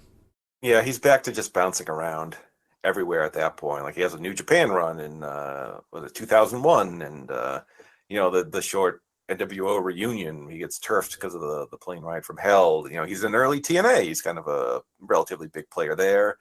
And then after that, it's like, some stuff in Puerto Rico, like Juggalo stuff there. He works Shots and Hustle, and kind of has that kind of the last run with the band in TNA. He just kind of was all over the place there. Nothing stuck at all. Yeah, and like I said, the unfortunate part was like the last 10 years of his life were pretty, because after that TNA run is when he officially checks into rehab, and that's when his health issues start coming up. He's got like problems with seizures. He needs a pacemaker. He needs a new hip. Like he needs so many. And at that point, his life is just in complete shambles at that point. And he never, he wrestles. I think one more match in 2018. It was for the DDT title or something like that. I forget what it was, but that effectively ends his in-ring career. But thankfully, after that point, it does feel like his life does get a little bit back on track. And the last decade of Scott Hall has just basically been, guy that shows up on Raw 25, guy that shows up on Raw reunions, guy that shows up at Hall of Fames, guy that maybe shows up at an indie, shows up at a WrestleCon, shows up at this. And like, it was kind of cool that he became that. Like, he became one of those guys. And I had a few buddies who went and met him at a autograph signing and said he was really, really cool, and other wrestlers said he was really cool. And it was nice to see that at least we got the redemption story, that this story would be a whole lot different if he died in like 2010, like immediately after TNA he's dead, and it's it's a totally different story. But we were able to get the redemption arc. We were able to get this guy who was able to kind of get his life back together. But like we said at the top of the show, it just sucks that like it's a double-edged sword of, celebrating, that he was able to kind of get his life back on track, but also, mourning the death of somebody who died way, way, way, way too young. So, yeah, that's Scott Hall. So, Andrew, did you have anything more to say about Scott Hall? Just the fact that, he's left a pretty big legacy, not just with a lot of fans, but with wrestlers too. I mean, the other day on New Japan, one of the shows after he died, Tanahashi, came out for his entrance and did a little Razor Ramon strut and, flicked the imaginary toothpick at the camera. And it's like, he considered Hall to be, a hero of his because he wrestled him, when he was still a young boy. It's on YouTube, actually. The video is called Scott Hall versus Japanese Young Boy. Yes. And literally, and yeah, if you want to look it up, like, Andrew's not joking. If you look up Scott Hall versus Japanese Young Boy, you might be surprised at who that young boy is. Yeah. It's funny. I just watched the match the other day, and, Scott Hall, it's not like, this is the Tanahashi we know now, obviously. This is obviously very, very young. He's a couple of years in. And Scott Hall takes, I think, 99% of the match. He beats him up. He gives him all the moves, the fall-away slam, the abdominal stretch with the leg pull, the razor's edge. And he gets on the mic, and I guess he's feuding with Muto at the time. And he goes, Keiji Muto, this is what's going to happen if you mess with Scott Hall. And then Tanahashi rolls him up, and he pins him. And sure, is it, a clean pin, so to speak? Is it, sling blade, high fly flow? No, it's a cheap little roll-up pin. But still, Scott Hall put him over. And Tanahashi afterwards, after the match the other night, actually, in his backstage comments, he talks about, with this big smile on his face, like, many years ago, this guy told me that I am the future. And, every day I've tried to live like that and try to live up to that guy. And hopefully, he can see he'll see what I've become. And I think it's really, really nice that, even someone like Tanahashi, who you may not think like he would have connection to Scott Hall at all, but he did. And he still remembers him, and he still thinks of him fondly. And he considers him to be, a little mentor of sorts. So I think that's really nice. And, Big R Shimizu does the thumb taunts as well. And during his matches, he's a big Scott Hall fan too. So, even at places like Japan, in Dragon Gate and New Japan, like, he left a mark on different people of different, ages and generations. Yeah, that's awesome. I'm glad you pointed that out about the Tanahashi thing. I I just, today found out about the thing of him doing the post-match promo. I knew about the match between Tanahashi, but yeah, that Tanahashi actually had a little tribute after that match or whatever is super, super cool. And yeah, it is still a roll up or whatever, but yeah, a lot of guys, including the guy that Scott Hall's calling out there, is not willing to, let younger wrestlers roll him up for victory. So it's nice that, yeah, he takes 99% of the match, but yeah, getting that 1, 2, 3, getting that pinfall. I mean, that does mean a lot. And more than anything, Scott Hall being the prognosticator and saying, hey, you're the future, you're great, keep it up, keep doing what you're doing. Like, yeah, he was right. Cause, the guy he was talking about, that Japanese young boy ended up being still is one of the greatest wrestlers in the world and one of the greatest wrestlers ever. So yeah, good foresight by Scott Hall there. So, Joe, anything else before we move on? No, just that. When Scott Hall was great, he was truly great, and there are a lot of stories of him being a good friend and someone great backstage. There are a lot of stories of him being a negative influence backstage. And I always remember Chris Candido told this story on a shoot. And I think they were both working New Japan in 2001. And Candido had some terrible run-ins with the Click in the WWF. So he's sitting on a train. Yeah, he's sitting on a train. And Scott Hall comes and he sits across from him. And Candido's like, oh, here we go. And they're sitting for a while. And finally Hall goes, hey, why were you such an asshole to me in the WWF? And Candido's like, what are you talking about? You were terrible to me. And Hall just goes, oh, well, I knew one of us was an asshole to the other. He just wasn't sure who.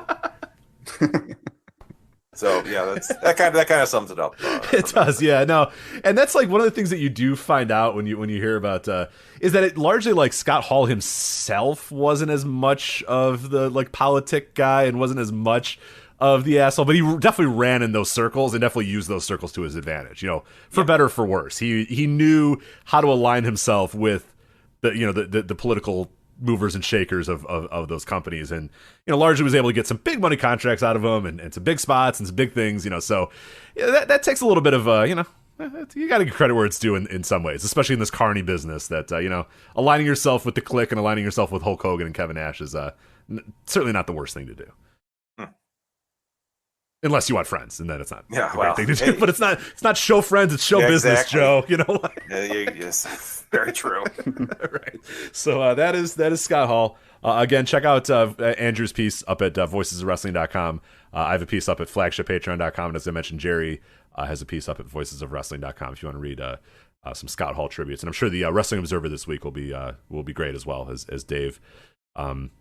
Again, in a weird way, excels in these situations and does a great job of writing these obituaries. But we'll move on now to some other topics here. Dynamite. Last night, I gave my thoughts on the Thursday tier reviews as I filled in for Joe this week. So I've given my thoughts about Dynamite. But Andrew, I'll start with you. Dynamite this week. Just kind of overall thoughts. Did you have anything that you stood out to you in the show? What do you think about the main event? Thunder Rosa and Britt. What did you think about the Hardy Boys debut? Anything that kind of stood out to you on this week's episode of Dynamite? Yeah, I thought it was a really enjoyable show for the most part. I thought it was really good. I love the opener. The opening 6-man was great. I love the Jericho Appreciation Society. That whole angle was awesome. I'm all in on that. I love the spin of making it a sports entertainment group to get the heat. And, just things like giving 2.0 their quote-unquote real names when they're actually wacky sports entertainment names was great. And of course, Daniel Garcia, a wrestler's wrestler, bastard, proudly calling himself a sports entertainer. And I just couldn't help but think of Brayden Thurston as Ralph Wiggum. Look, Lisa, if you slow it down, you can see the part where his heart breaks. It's just right. Just that moment of Daniel Garcia saying sports entertainer with glee was great. But no, I love that. Mox and Brian and Regal and that whole thing with Wheeler Yuta was pretty cool, with Regal as the Inoki here slapping these guys into the group. That's pretty nice. And yeah, stuff like the Hardys and the Private Party, that was pretty neat to see, especially for Private Party, because that's their dream match pretty much, and for them to get the first Hardys match in the company, it was really cool to see for them. And Hardys are still. I know you don't like them, Rich, but yeah, goddamn, the Hardys are still fucking. No, over. I know. Like nobody's business. I'm not going to be fair about it. I'm not going to be reasonable, but that hot tag to Jeff Hardy was. That was the loudest pop of the entire night. So yeah, it's. Yeah. But yeah, I wasn't a big fan of the Wardlow Scorpio Sky thing. Because I think it's you're kind of cheapening the TNT title a little bit with that kind of shenanigans heavy roll up thing. And Scorpio, look, I like Scorpio as a wrestler. He's a good wrestler, but he's just not really over with a lot of people. I think Dan Lambert probably gets more heat than him. Of course, MJF does as well, but I wasn't really a fan of that, and wasn't really a fan of how they played that out. But I'm looking forward to the MJF Wardlow feud going forward, I think, and the Rosa Britt cage match. I mean, did I like it as much as the last year's Lights Out match? No, I don't think so. But those are pretty high highs to live up to, I think, after last year. But I thought it was still a pretty fun cage match. They always go balls out with these weapons and cages and stuff like that, and Britt just takes these nasty bumps. Same with Rosa, and it was a little rushed at the end. I think you kind of sense that, but with the time running out. But still, a fun match, and it was great to see Rosa get the win in her hometown with a great crowd, on her side, and a great entrance too with the mariachis and the full face paint. That was a lot of fun to see too. So yeah, overall, I think it was a pretty damn good Dynamite overall. Yeah, and I think that cage match is going to be, I was kind of the same as you. I thought it was good, but not great. And I think, it's maybe unfair to compare it to that Lights Out match, because we might have to kind of put the Lights Out match as okay, they might never be able to do that again, because that's an all-time great match. You know what I mean? And so judging it on that, merit is probably not the way to go. Maybe we should just be hey, you know what? That was a pretty good match, and nothing's ever going to be able to top that Lights Out, because I think a lot of people came into this match going, "Oh man, last year was a Lights Out. Let's see what this match is going to be," and maybe they'll never be able to match what they did with that Lights Out, and that's fine. That's okay if that's the case. But I had pretty much the exact same thoughts as you in the main event. I thought it was good, not great, but it still delivered, and it was a really really cool moment with Thunder Rosa getting the win in her hometown, and it's pretty amazing what happens if you have people win in their hometown, and It seems like if you put these people over in their hometowns. Okay, I'm stroking my chin. Go on. Yeah. Okay. People apparently like it when their hometown heroes get the big win. It might be a little complicated for some people to figure out. Hold on. I'm going to have to unpack that. So what they're going to do is that person's going to come out and they're going to announce them from their town. Then everyone's going to go, yeah, that's our town. They're from our town. And then they're going to watch them win an important match. And they're going to be happy about this. That is the formula, yes. Now, it's a working theory. That's going to work? Or people are going to like that or what? We have to do some more tests maybe, but hopefully it should get these people over. But we'll see. Yeah, I just don't. Are fans going to like that? Going and being a part of a really cool atmosphere and watching a really cool moment? Is that something that fans want? Is that we've done some surveys. We've done some questionnaires. Things are looking positive in that direction. But again, we'll have to let it play out, I guess, Rich. Yeah, of course, we'll let it play out. But Joe, what did you think of this week's Dynamite? I thought it was a good show. I'm curious what 2.0 team name going to be going forward, because Jericho said that's bad creative, and no, that goes back 20 years on the indies. So I don't know if they're going to have a new name or just be their wacky singular names. Second, I would rather have a safe be dropped on me than take a Jeff Hardy swanton at this point. That was a big swanton. Yeah, that was a shoot swanton, which is a very strong style swanton, which I guess I appreciate. So. And, what are you going to do? Say no to a Jeff Hardy swanton? I mean, come on. You're kind of in you're in that position. What are you going to do? Say, let's do this twist of fate. No, you're going to take the swanton. He did that weird splash. Okay. I was trying to work through it on the TV reviews, and I'm not quite sure. Did he want to do the swanton and then just didn't flip and then was shit, let's do it again? Sorry, I didn't do it, because it was so weird that he got up to the top and everyone's oh, here we go, and they just did a splash, and it was oh, all right. Did he? I think it was part because they kicked out, and I think it was. I think they had a few more spots to do then, so I don't think it was that crazy to do to twist up the second rope, because it might not have landed perfectly on that, but I think he just I think he's done the splash a couple times in the past, so I don't know, maybe. And just my last point on the main event, is Thunder Rosa the most improved wrestler of all time? Because I remember when she was Cobra Moon in Lucha Underground, and no joke, she had 3 straight weeks she had a worst match of the year candidate. She was so bad, and now she's main eventing national television, having good cage matches. Mm-hmm. People always say Nigel was awful when he started, and I think Nigel at his best was better than Thunder Rosa. But just kind of an incredible testament to perseverance and hard work that she got good at all. Never mind as good as she has gotten.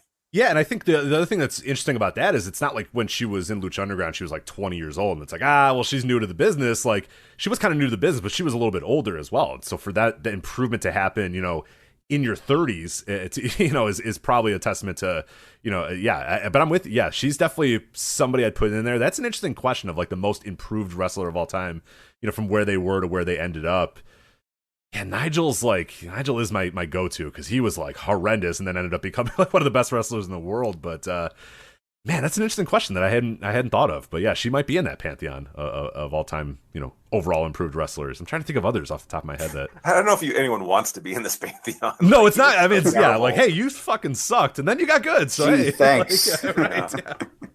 You used to be terrible. Right. A lot, yeah. Like, it's different if like improved was like, hey, you were 19 and now you're 22 and you got a lot better. But this is like, hey, you were really horrible, like really bad, and then like nobody thought you would ever get good, and then you got kind of good. So hey, congratulations. So yeah, I don't know if off the top of my head, maybe the listeners can come up with some others that they think of off the top of their head. But that's an interesting question there. But yeah, I thought it was another good Dynamite. Ratings wise, real quickly, pretty much right in line with the 10-week averages, which, given that it was the NCAA tournament, first four, NBA was still going on. It was the, night before St. Patrick's Day, which I don't know about you guys, but my area, it is definitely a 2-day event out here, really a month-long event out here, but I don't know if it's like that for you guys, but people definitely celebrate the night before of St. Patrick's Day. So yeah, I was kind of surprised the rating came in pretty much right where it had been for the last 10 weeks. Are you telling me that the city that dyes its own river green for St. Patrick's Day is a big fan of that holiday? They enjoy it, yeah. I am shocked, good sir. I am shocked. Yeah, and here I am talking wrestling, but I have bourbon, so does that count? I'm drinking bourbon, so that's I don't know what that's worth, but I have that for you. But I can't wait for the hour 3 takes at that point. Nah, it's just a little bit. It's a who little bit of a second chance in wrestling who got really screwed over. I'm not going to say a name. I don't want that on audio. Yeah, let's control your narrative. I think it's got a bad rap. Something here. They've got some good ideas here. Right. I think they need a few more rules. Rule number 7 of the should be, oh god. No, big seasoning is bullshit though. I will I'm with Flip Gordon or whoever. I don't know who's big on the big seasoning. Maybe they all are against big seasoning, but did you guys see Brock Lesnar as seasoning now? That's a real big seasoning. Yeah, that's big. That's the biggest seasoning. Yeah. Are you going to tell that man he uses like bad ingredients in his seasoning? I mean, I'm not going to, but if EC3 and Flip Gordon want to, and they can knock themselves out. But is it like red pepper, like as red as Brock turns after like 5 minutes in the ring? I don't know what's Brock Lesnar's seasoning. I saw like an image of it, but I don't know what's actually contained in the. All right, here we go. It is Brock Lesnar's bearded butcher blend seasoning. Okay. I don't know. It doesn't say what's in it. Okay, I don't know. It's got no MSG, guaranteed gluten-free, and sugar-free. So that's I got that for you. Those are all good things. Yes. It's an excellent red meat. I want sugar and MSG. Yeah, why would I? Hard pass. It is an excellent red meat seasoning along with wild game, chicken, pork, fish, and more. So sprinkle it or mix it in. This spice blend will hit you like a suplex. Yay. I was wondering if we were going to get a wrestling copy, and we got it. It will hit you like a suplex. So there you go. All right, so ingredients: salt, sea salt, paprika, celery salt, garlic, onion powder, natural spice extractive of paprika. So it's got paprika and natural spice extractive of paprika. So it also has salt and sea salt. Right, it feels nice little blend there of salts for you. Yeah. That's not that interesting of a seasoning, but anyway. There you go, Brock Lesnar seasoning, $10.99 at beardedbutchers.com if you're curious to why are spices so expensive? Like, I'm grocery shopping, my wife is like, oh yeah, I need a little thing of paprika. It's like $25. I'm like, what the hell? Well, you're getting the natural directives or whatever of paprika. You need to get just the normal paprika. Yeah, I don't know. Oh, Jesus. They are a while, but they do last you. They last pretty good. I enjoy. Big seasoning, jacking up the prices. That's the problem, Joe. Is big seasoning. That's the problem. Big Seasoning is going to tell you it's labor shortages and costs. But I bet you if you looked at Big Seasoning's CEO, he's probably made a killing this year. They're controlling the narrative. Exactly. So you give Flip Gordon your money by his bad seasoning, which is also like $12, but you're not going to save any money, but at least you're not going to put it in the corporate fat cat's, pockets. So, choose your money wisely. But there you go. That is Brock Lesnar's seasoning. The hell were we talking about? Oh, Dynamite. Yes, we were talking about Dynamite. Let's leave. We're done with Dynamite. Anybody else have any thoughts on AEW Dynamite? Nope. Do not. I'm all set with that.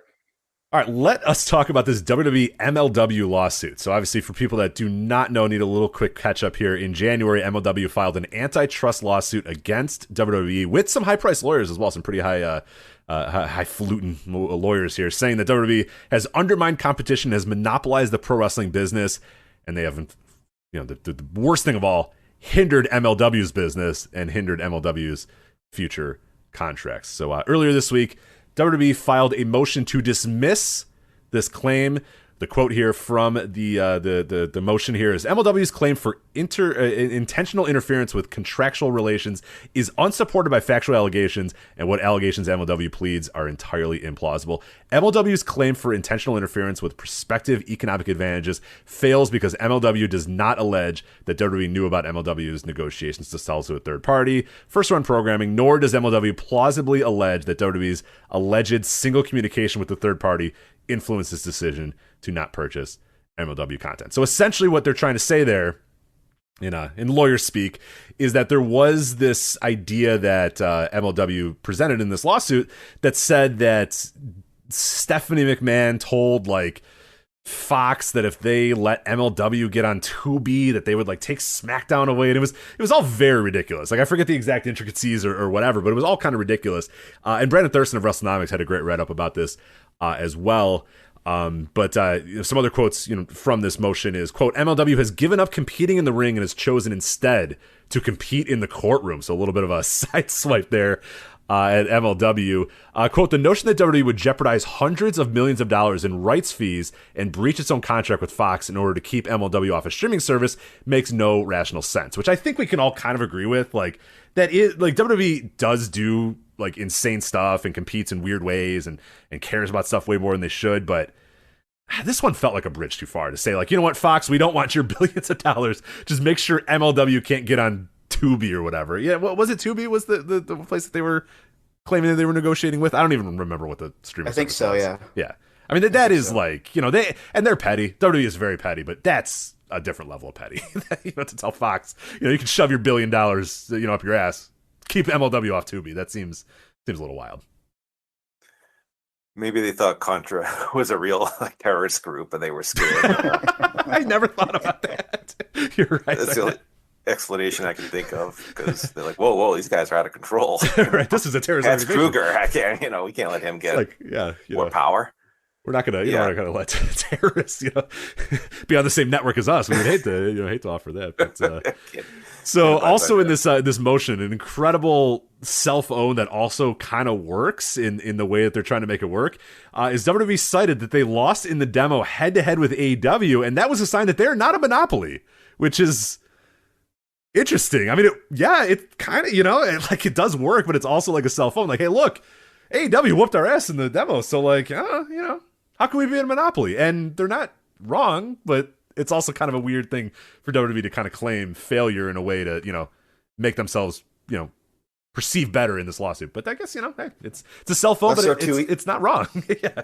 Lesser of two evils, I suppose. I mean, right. Yeah. They beat us one time in our demo when we were head to head and this and this and this or whatever, but it proves to, maybe to a court that hey, look, we can't be a monopoly if there's a competitive wrestling company out there that is competing with us on this level. So you got that. And then this last quote, MLW. I love this quote so much. It's so good. It feels like Vince read this whole thing and then said, wait a minute, I got one line. Could I add this one line? And they're like, sure. Andrew, you have it in front. Do you want to read it? I think I would love to read this. You go so ahead. Much. Yeah, this feels like Jerry McDivitt kind of workshopped it. Vince gave the final thumbs up, maybe added a few words here, but this is what a line this is. Go ahead. MLW is complaining about the shadows cast by the boughs of a lone tree, while it stands in an otherwise open and extending field. Wow. Oof. That's an Instagram quote. I mean, somebody can definitely take a picture of their ass with that quote, behind it. In terms of like, it's just like one of those. Yeah, it's wild. It's they're complaining about the shadow cast by one lone little one little family business, World Wrestling Entertainment. They're back to their like, we're just a mom and pop operation. It's just Vince and Linda, and there's our office. You can call our number. We're a little home business. We made $1 billion, but that's besides the point. Who cares about the $1 billion? Yeah, the shadow's cast by a lone little tree while it stands in an otherwise open and extending field. So essentially, quit complaining about us.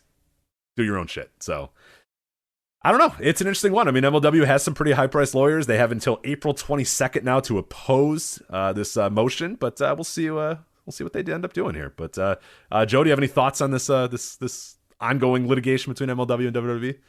I like it's a legal write-up that basically says you suck. Like you drew bad ratings on Vice, and no one likes the Richard Holiday heel turn, or whatever. Yeah, they really should have. They really should have. And maybe they did. I didn't read all of it, but yeah, I really wish they were like, this sucks. This was stupid.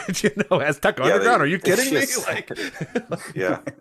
Every match in MLW is not as good as you hope it would be. Right. They the MLW has given up competing in the ring and has instead chosen to compete in the courtroom. I mean, that's kind of right there for you, but that's it's wild. It's a pretty fun. Yeah, WWE at its core is still. I mean, this company can make $1 billion, but still, you come for them, they are just gonna annihilate you in the courtroom, and they're gonna try. Yeah. So it's McDevitt, man. He's still a shark. He's got it. Years, he's still got his fastball. He absolutely does. Yeah, he wants to retire. You can't retire. You can't retire on this. If you're this good, you can't retire, man. This is great stuff. But wild stuff here from WWE and the MLW lawsuits. We'll keep in touch with that. April 22nd, MLW has to give their thoughts on this lawsuit. But this kind of feels like a knockout blow. I mean, how do you come back from this? Like, you guys suck, and that's why nobody will sign you a TV deal. It's like, what's MLW going to cite as their rebuttal? Like you said, Richard Holiday? Like, what are they going to say? Like, Hammerstone? They need to bring in Stephen P. New to, he should be like, do a last minute run in. You think he's mad? Like he's not on the legal team? Like he advertises every week on their show. You think like. Yeah. He's like, I'm ready for you guys. Like, ooh. Yep. Like, he's like, why don't you stick with the faulty, hearing aids or whatever. Right.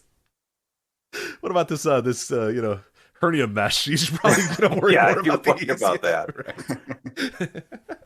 You're doing good. We don't want to interfere. You got some big stuff going on. He's like, no, I'm really have all the time. Like, I could definitely take this. Like, no.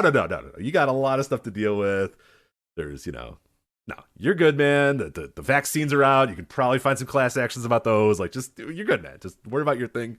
Worry about asbestos and hearing aids and hernia mesh, and we'll worry about big time things. But that's the world of MLW never stops. So there you go. That's all right. Let's get into the world of Japan here, because we have New Japan Pro Wrestling, the New Japan Cup. And Joe, you told me you have watched every. Have you watched every match, every event of New Japan this year? Is that what you told me? I sure have. Well, Rich gets literally chastised on commentary. Like fans Joe's in general, not being facetious. Yeah, I literally got called out by Kevin Kelly for not watching enough New Japan. So I want Kevin Kelly to know I have seen every New Japan match because I enjoy the product. So yes. I'm on this weird streak, and I'm like, I feel bad to break it, even though sometimes I wish I could, but I'm not impressing anyone except in like a pitying kind of way. So I don't know. I just feel like I'm trapped. But yeah, you're not, Joe. You can get out.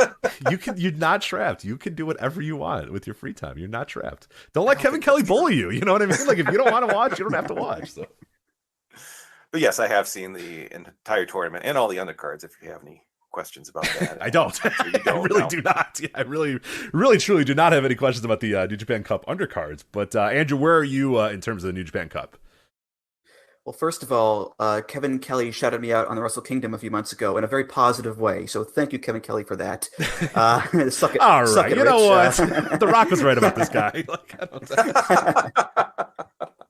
In some of the things. But no, yeah. But no, I've been skipping the undercards, but I have watched every tournament match so far, including this morning's, which was this? What was it?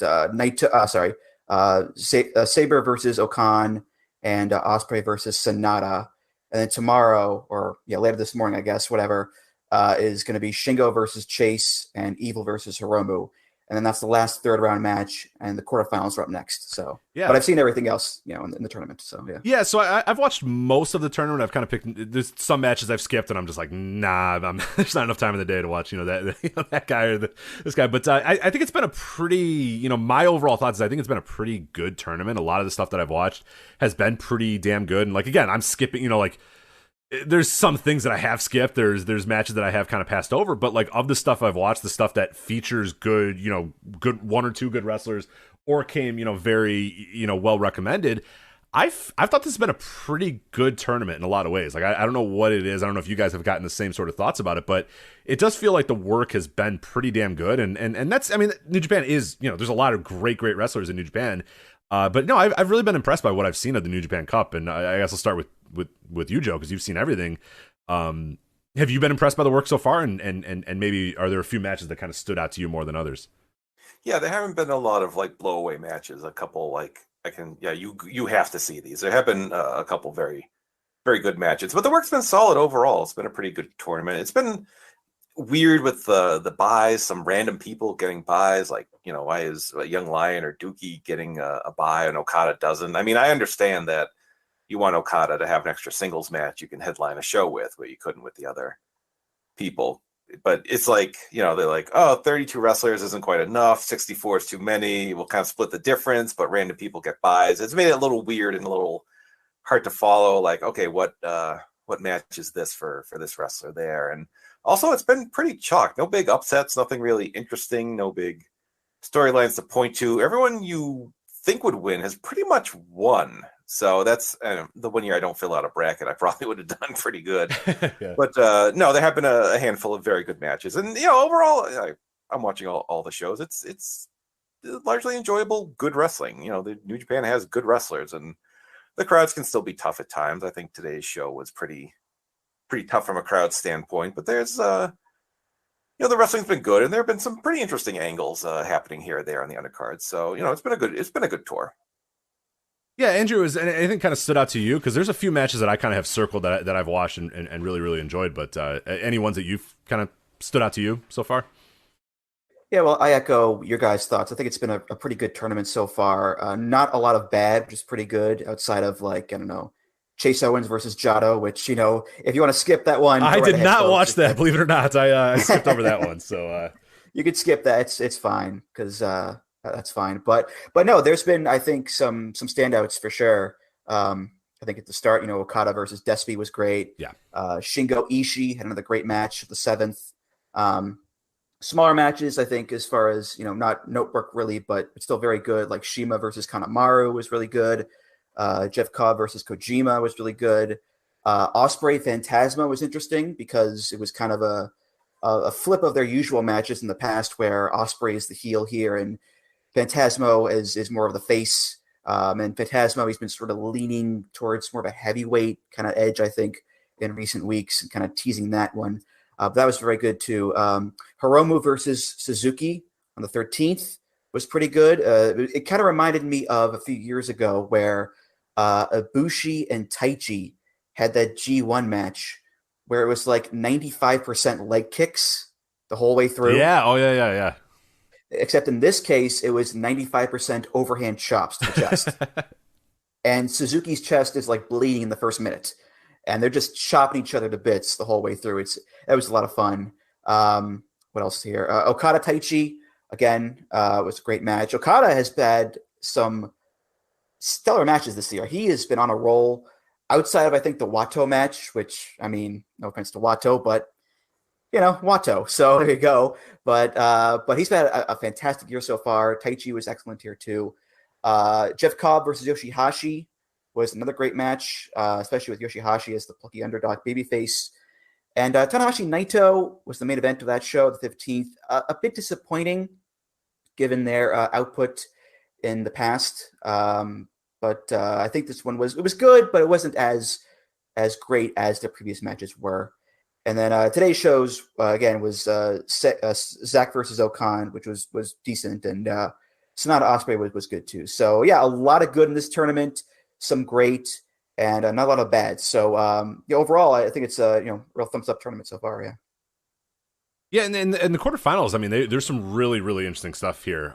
Starting, obviously, this weekend, March 20th and March 21st. I mean, the match that everybody was like, wow, can this match happen in this part of the bracket? And it did. I mean, I cannot wait for this match. I don't know what it's going to look like, but I assume it's going to rock, is Okada versus CIMA. Yes, the miracle run for CIMA. He defeats Goto, gets into the quarterfinals, and I mean, Joe, is CIMA going to do it? Is he going to beat Okada? Like, come on, he can do it, right?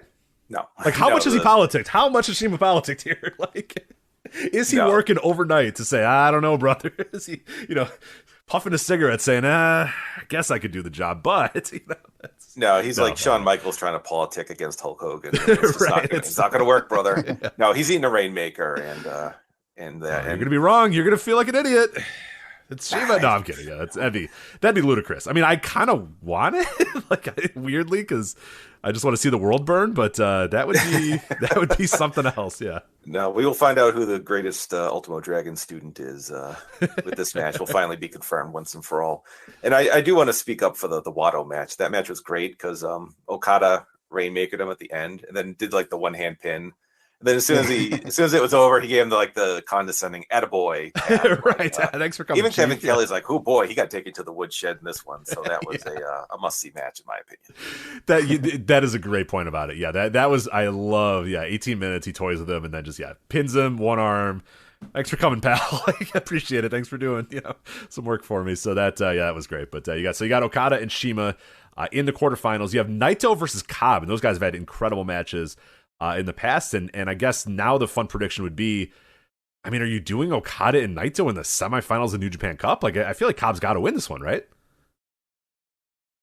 Yeah, I think so. I think Cobb will probably get his win back over Naito from the Dome, and I mean, Okada Cobb had that whole feud last year, in the G1 included. So I think this will be another chapter in that whole rivalry, and I think would Okada win? I mean, I could see Okada winning the tournament, the whole thing, and naming his own challenger like Ibushi. I've seen that theory in the past, but I mean, Cobb could pull it out too. It's stranger things have happened, and if you're going to have Cobb be a major player in the company, which we saw last year in the G1, where he went 8-1 with 8 straight wins, it's not out of the realm of possibility. I think there, Rich. No, I actually think that's probably the way that I would do this, and New Japan Cups allow you to kind of play around with this a little bit. I think this would be the perfect opportunity for Cobb to beat Naito and beat Okada, because it's it's the New Japan Cup. It's got a little bit less, like, it's not the G1. It's not like this people forget about New Japan Cups a little bit. It won't be this, like, you immediately have like, if he wins, it's not like, oh my god, you have to, you gave Cobb a win over Naito and Okada, now he has to become the the world champion or whatever. But I mean, it's still a significant beating, Naito and Okada, in back-to-back matches. But this would be a great opportunity to kind of push him at least for this half a year, push him until the G1, push him until whatever, because then it gets an immediate match against Okada you can do down the line. I think, to me, it's a no-brainer. I like that a little bit more than Okada winning and then just kind of choosing his opponent or whatever. I love the idea of Cobb beating him and then moving on to the finals. I mean, I think, Joe, is there any chance in your mind that Naito wins this and we set up an Okada-Naito, quarterfinal New Japan Cup match? No, that just seems a ways for the spot in the New Japan Cup. I think you can get much greater dividends putting Cobb over and rematching him up with Okada. But as far as Ibushi goes, like, is he okay? It's like Triple H. Is he okay? He might be dead. Yeah, I don't know. Are they hanging out together? Like, I don't like. Where is he? Is he ever coming back? I'm getting a little nervous at this point. They announced him for this tournament, and then we're like, whoops, no way, he can't wrestle. Are you kidding? Why would you think he could wrestle? And we're like, I don't know. You told us he could. Like, why are you getting mad at us? Like, stop yelling at us. Like, you told us he was going to be in the tournament. They're like, whoa, wait, hold on a minute. He can't wrestle. Are you kidding? What are you doing? So, I don't know. Yeah, I don't know. Him and Triple H are wrestling in heaven or something. I don't know what they're doing. I don't know. Are they both alive? I don't know. It's very perplexing. I think I saw a photo, I think, the other day of him with like Shuji Ishikawa and a few other DDT guys from back in the day in what do we call it, in a dojo somewhere. So I mean, he's probably again still on the mend, and I wouldn't doubt that, he's working hard as he can to get back in the ring. But, look, I mean, the human body can only mend as fast as it can mend. So we'll see when he comes back. Do you guys feel that, like, and again, like, knowing his health and all that sort of stuff, and obviously there's issues there, but does this kind of feel like one of those weird Ibushi things that we had there was those few years where he just kind of disappeared for a while and he was wrestling, dummies in his dojo or whatever, and then he showed up on like a Big Japan show or whatever? Like, do you feel like it's one of those, or do you feel like it's just strictly injury related? He hasn't formed an institute or anything like that, so I'm guessing it's just the injury. Yeah. He has not gone freelance with the Kota Ibushi. What was the name of that thing? He's like, I am now a freelancer, and I'm representing the Kota Ibushi. Oh man, what was it? Kota Ibushi Institute. It wasn't the Kota Ibushi Institute. It was something else, right? It was the. What is it? I'm looking it up right now. It was something. The Ibushi Pro Wrestling Research Ibushi Institute. Pro Wrestling Research Institute. Yes. There it is. Yes. Incredible, yeah. And then that's when he went to WWE and shook Vince McMahon's hand and gave a high five or whatever. Like, it's just the best. And then they're like, "All right, Ibushi, you want to sign your contract?" And he was like, "No, what? No, nope. I don't want to sign your contract." And then just left. And they're like, "Oh, all right. Well, why did we do this whole tournament? I don't know why, but whatever." And then then he returned his Tiger Mask W, which is a very weird situation where. I'll never forget the first Tiger Mask W. They're like, "Man, who is this Tiger Mask W that he did the triangle moonsault to the outside?" And it's like, yeah, I don't know. Yeah, who could this guy be? Who could this guy chiseled out of stone that's doing corner moonsaults? I don't know. I have no idea who this Tiger Mask W could possibly be. Yeah, so. Once we figure that out, we'll try to figure out who Doom is under the masks. Right. Oh, Kota Ibushi, but. As far as the other semifinals, we'll probably know that by the time most of you guys are listening to this. But as Andrew mentioned, the winner of Shingo and Chase will face the winner of Evil and Hiromu. I'm not going to make you guys make predictions about something that could either be wrong, but I would guess that Shingo's probably going to beat Chase Owens. I think we're pretty safe in that assumption. But if we're wrong, we're wrong. But do you guys both agree that Shingo's probably going to move on and defeat Chase Owens? So. I don't know. Chase Owens attacked Shingo on the undercard and laid him out, so we'll see. Shingo has been saying he will beat Chase in 5 minutes or less. So, okay. Which, a little too cocky. A little too cocky, if you ask me. Maybe. Yeah. So, I don't know. It's up in the air. I think a package pile driver's in his future there, Shingo. Gotta watch out there, buddy. Yeah, he ate one on a chair today, I believe. So. This is why you watch. This is why you watch the undercards, because that's right. Yeah, it's got you there. And then Evil and Hiromu is a very interesting. I mean, I think Evil would probably move on, but I think it'd be pretty cool if Hiromu moved on there. So, but again, I don't know if you guys want to make predictions about something that will be either right or wrong in the next 9 hours. So it's up to you. But I could see Hiromu winning and getting a shot at the Never title. I could see that happening. Yeah, that's a cool. Yeah. Story there. And then I'm excited about this quarterfinal here. Zack Sabre Jr. and Will Ospreay. I mean, every time those guys have been in the ring, it's been pretty awesome. The WrestleMania weekend match was one of my favorite matches ever. The match they had, what was it, last year? I've lost all concept of time. Was it last year? It was last year, right? It was last year's New Japan Cup. That match, I went 5 stars on it. Yep, I did as well. My number 4 match of the year last year. So I'm looking forward to that one a lot. Yeah, that's got big expectations to follow. And these dudes really don't go out there having anything less than a spectacular match. So I mean that is definitely one to circle to make sure you watch that Zack Sabre Jr. versus Will Ospreay. And then the winner of that will move on to face the winner of the other one we talked about. But I think Sabre and Will's an interesting one because I feel like Will's probably going to win that, but they've made a real conscious effort to push Zack Sabre this year and really talk about his singles push and all that sort of stuff. So I don't think it's impossible that Zack wins that. And I kind of feel like that's a coin flip. I don't know that I have I've ebbed and flowed on my pick for that one a lot, and I don't know that I've come to a great conclusion of who's going to win that one. Mm-hmm. Well, Ospreay, he's been pushing, and commentary's been pushing him as well. He's injured, his back is hurt, and his neck is hurt, and all that. So I could see that being the impetus for Zack to get the win. With some wacky submission that he has. So, and Ospreay got the win over Sonata already. So I could see that being kind of a turn for him to do maybe a U.S. title match, perhaps. So he's got his big scalp there already. So, I could see Zack winning for sure. And I think as far as the match goes, it's going to be a great one. But yes, I think Zack.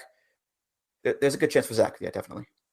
Yeah, Zach's he's someone who can pull out like a quick, a roll up or pinning combination or submission out of nowhere. That's basically what he did with Great O'Khan today, who was really dominating him, and Zach just kind of pulled an arm bar out of nowhere for the win. And it's possible he could repeat that against Will, but I would certainly favor Will in this instance.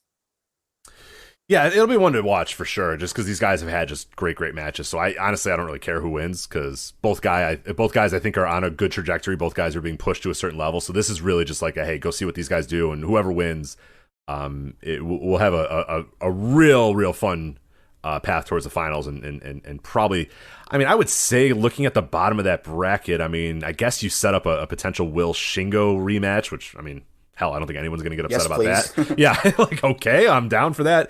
But there's a lot of like interesting winners here. I guess maybe I'll ask both of you. I'll start with Joe. If you could predict it right now, who do you think wins the New Japan Cup with who who's left in the tournament? Kind of, I don't know. I'm tempted to say Cobb. I think he has the most momentum, but if he beats Naito and Okada, that feels like that's enough. And part of me thinks maybe, they might do something with Evil, which is frustrating. But he has enough going on with the title. No. Come on, I'm gonna go with Cobb. Yeah, I'm gonna go with Cobb. Yeah, do that. Do that for sure. I'm not booking Rich. This isn't sense. God. But Andrew, do you have a good thought of who you think? Yeah, I'm leaning either Okada or Cobb, that side of the bracket. I mean, I'm thinking more about Cobb as we go along here. But here's the thing: like outside of a few people that's left in the tournament, any of these guys could win. That's the beauty here. There are a lot of big names here. You got Okada, you got Naito, Cobb, Zack, Ospreay, Shingo. I mean, Hiromu, but maybe like. There's a lot. Chase Owens, of course, as well. The biggest of course. So Shima, Shima, of course. He'll Hogan his way to the top here. Yeah, but yeah, that's what's great here is that because there have not been any big upsets, outside of a couple matches, maybe they've left the big stars towards the end for the most part. And I think that's the great part here is that you can have Cobb win and it'll make sense. You can have Naito win, it'll make sense, or Okada, or Ospreay, or Zack, or Shingo, and it'll make sense because they're pushed guys, they're featured guys, and they're great wrestlers too. So you can't really go wrong in that sense. So yeah, I think Cobb will probably be a good favorite there.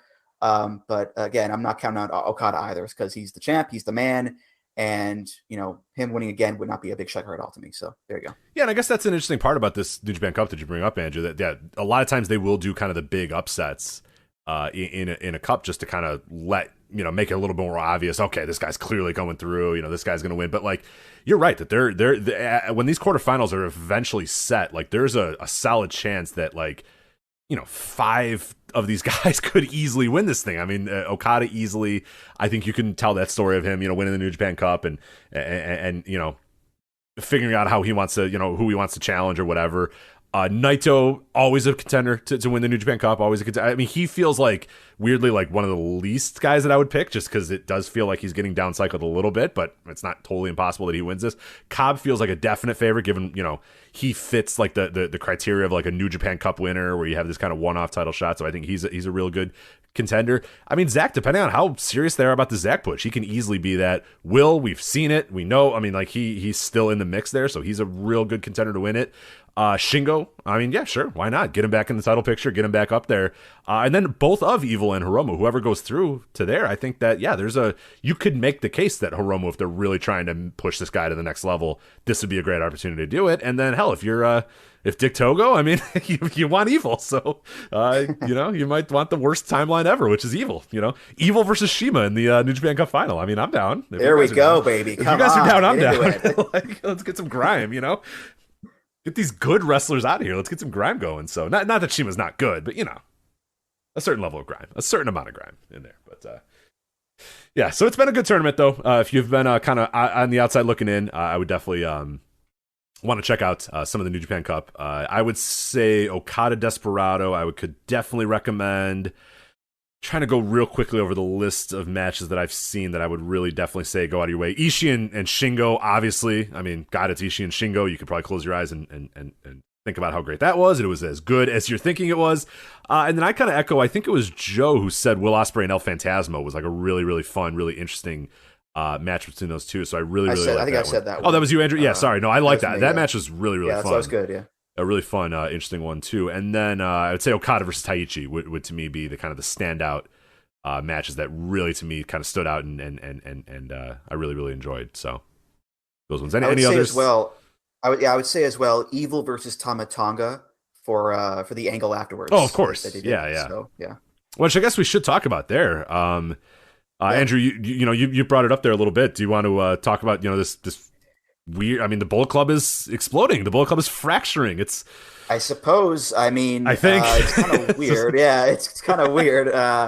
So a little while ago at Impact No Surrender. Of course, yes, of course, Impact, yes, which is where all the big angles for New Japan go these days. Jay White turned on God, and he basically just kicked him out of the group, and that was what led the Good Brothers to go back into the Bullet Club. So you have now Bullet Club America, which is Jay White, Chris Bay, Hikuleo, and the Good Brothers. Then the question was, okay, they're out of the group in America, but what happens when they go to the New Japan Cup? Are they still in with, Gato and Chase and Evil and those guys? Are they still in with them? Or is this a case of where they're out altogether and they do Evil versus Tama Tonga, and towards the end, to spoil the match, they do the shenanigans with Dick Togo coming in. Jado comes in to fight off Dick Togo, and then Phantasmo and Ishimori come out to help out with Tama, and then Swerve, they attack Tama, and they cost him the match to Evil. Tonga Loa comes out to the save. They beat him down. All the Bullet Club guys that are in the back come out. Gato, Fale, Chase, Yujiro, House of Torture guys. They all come out. They beat up God. They beat up Jado. Gato hits Jado in the face with brass knucks. No. So the Brotherhood is dead. I know it's a heartbreaker for sure. Somebody asked us, is this the first time that they've since they've started as a tag team, is this the first time that they've faced one another, or, been on the opposite sides? I think it's got to be, right?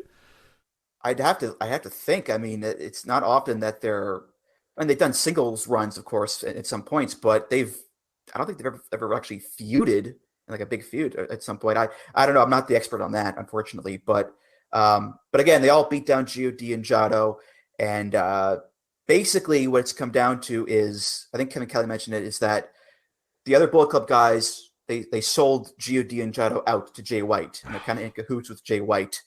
So what you have now is Bullet Club America. You have Bullet Club Japan, which is Evil, Togo, Gato, Fale, Kenta, Phantasmo, Ishimori, Chase, Sho, and Yujiro. And within that group is House of Torture, which is Evil, Dick, Togo, Sho, and Yujiro. And now you have a separate group of God and Jado, who are not Bullet Club. They're not really New Japan Army either. They're just kind of their own thing, I guess. So yeah, you basically have, I guess, two Bullet Club groups, one Bullet Club subgroup, and then another group which is outside of that system. So it's a bit complicated, but the main point is that God and Jado are out of Bullet Club.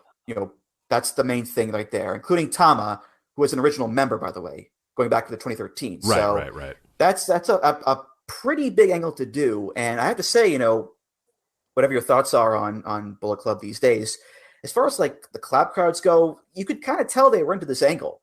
And they were also very into Tama Tonga during the match as this fiery babyface, which I think we saw in the G1 last year. They've been building up that kind of face side of Tama, because he did work face, in that tournament last year, along with Tonga Loa. So I think that was kind of laying the prep work there. Mm-hmm. Even quite literally shaved his beard, right? Wasn't that during the G1? Yeah, shaved his beard. I am a baby face. Look at my baby face. Pretty much. But that was laying the groundwork, I think, for this eventual God face run, which we've never really seen before. Again, this is something that's new territory here. So whatever happens with this angle, it's going to be, I think, a pretty focused one in this company moving forward throughout the rest of the year, I think, Rich. So I was able to find 5 Jado versus Gato singles matches if you want to go back and watch them. So September of 1997 at something called JD Star, you got Gato versus Jado. At TPW's Special Battle Dream on Dream in January of 1998, Gato versus Jado. August of 1998, Jado versus Gato. FMW's Onita presents Liar Liar. I guess it was an inside joke on his retirements or something, I guess. I don't know what that is, but we're trying to catch in on the Jim Carrey hysteria of 1998 with Onita presents Liar Liar. May 1999, the Strongest Tag League, Gato versus Jado. And then New Japan Summer Struggle 2003, Jado versus Gato. But it's not like...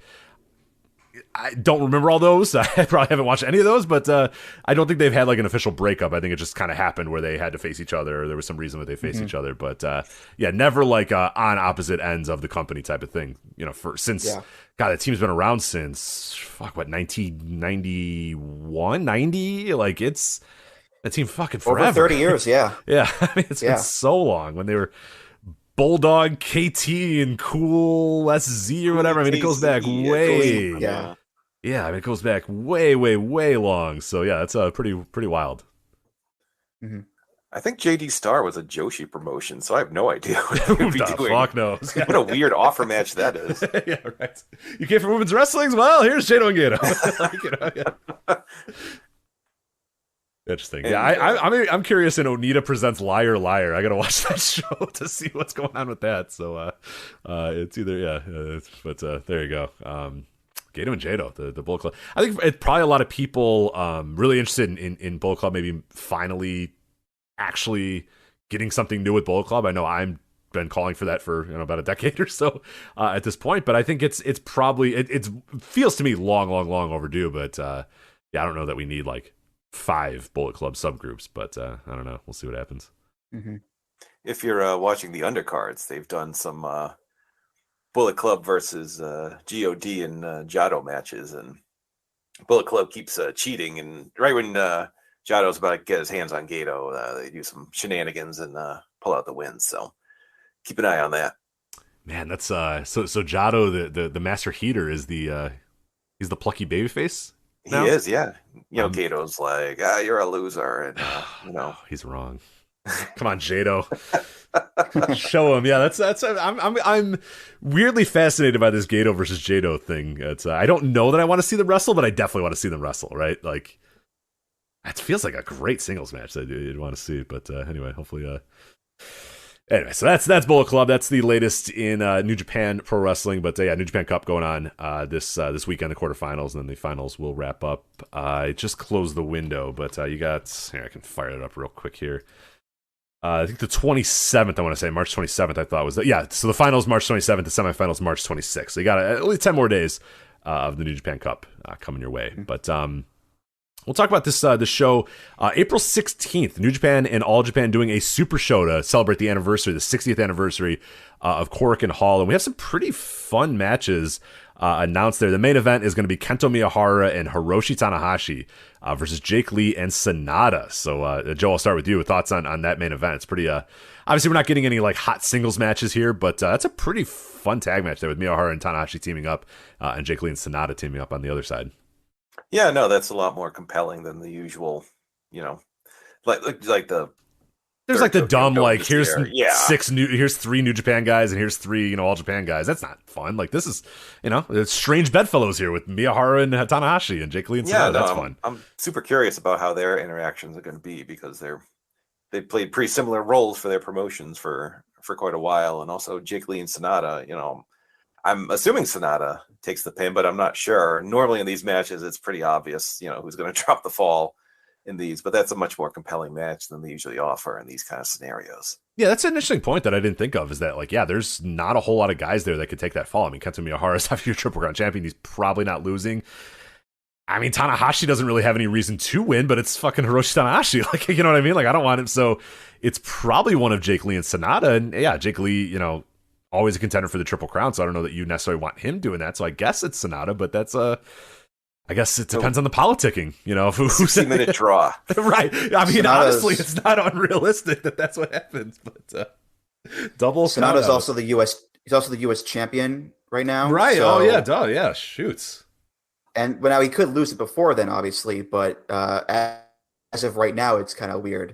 In the case of you got Miyahara, the Triple Crown champ, Sonata the U.S. champ, and Tanahashi and Jake Lee, who again they could easily win a belt or do something big in the meantime. But yeah, it's a conundrum as far as who's gonna take this. I mean, it's not like a few years ago where I think the last time Tanahashi and Miyahara were in the ring together, it was the Baba 20th anniversary memorial show, and it was Tanahashi and Yoshitatsu versus Miyahara and Sekimoto, and it's like, who's losing that one? Right.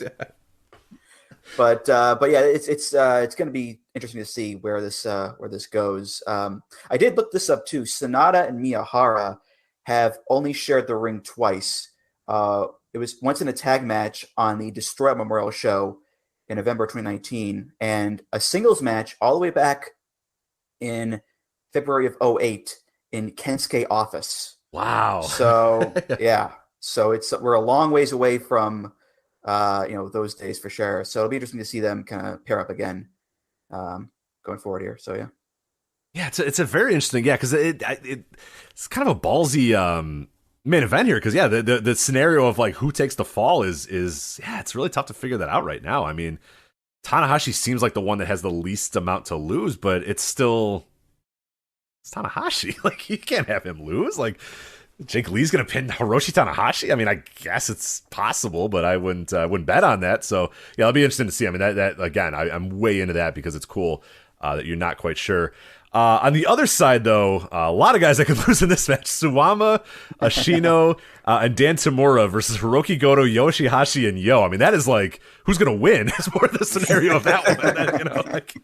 I guess Suwama probably. Can Suwama pin his own teammate? Can he pin Ashino to win the match? Is that possible? But yeah, it feels like Yoshihashi and Yo, very good contenders to lose that, and Dan Tamura also a very good contender. So that might be a day of, they'll decide who's going to lose that one, but plenty of potential losers in that match. So then you have... I think... sorry, go ahead. Oh, sorry. I think one of the non-tag champions would lose that one, because Goto and Yoshihashi are the tag champs in New Japan, and I think Suwama and Ashino are still the tag champs in All Japan. So Tamura or Yo, flip a coin there. Probably Tamura, I think. But I would say that, but yeah, I guess maybe if you need to put a sacrificial lamb out there, Yo's not a bad one to keep things in check there. This match rocks. This match is awesome.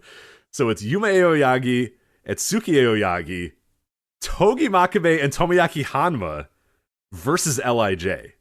Like, I had to make sure I didn't copy and paste that wrong. That's the match, right? Like, that's what I see in front of me. Yeah, the Aoyagi and Makabe and Hanma. Like, yeah, I love this card because it's like guys crossing over. Like, the idea of like, what the hell's Togi Makabe and Yuma Aoyagi going to talk about? But they're going to try to take down LIJ. So I appreciate their attempts. So yeah, cool as hell. That's a really, really fun, interesting match. Again, I love about this card that it's not just strictly, like Joe said, like New Japan versus All Japan and just some boring, 6-mans, and who's going to take the fall and who's going to get the pinfall. Like, weird as hell. It's Aoyagi's versus and Makabe and Hanma against this LIJ. It's really, really weird, but I'm into that one for sure. And then Toru Yano, and there's a few other matches that have been announced, but this one I did want to talk about real quick. Toru Yano and Tajiri versus Black Menso Ray and Kanemaru. I'm going to need a shower after watching this match. I mean, that is grime to the grimiest degree there. Wow.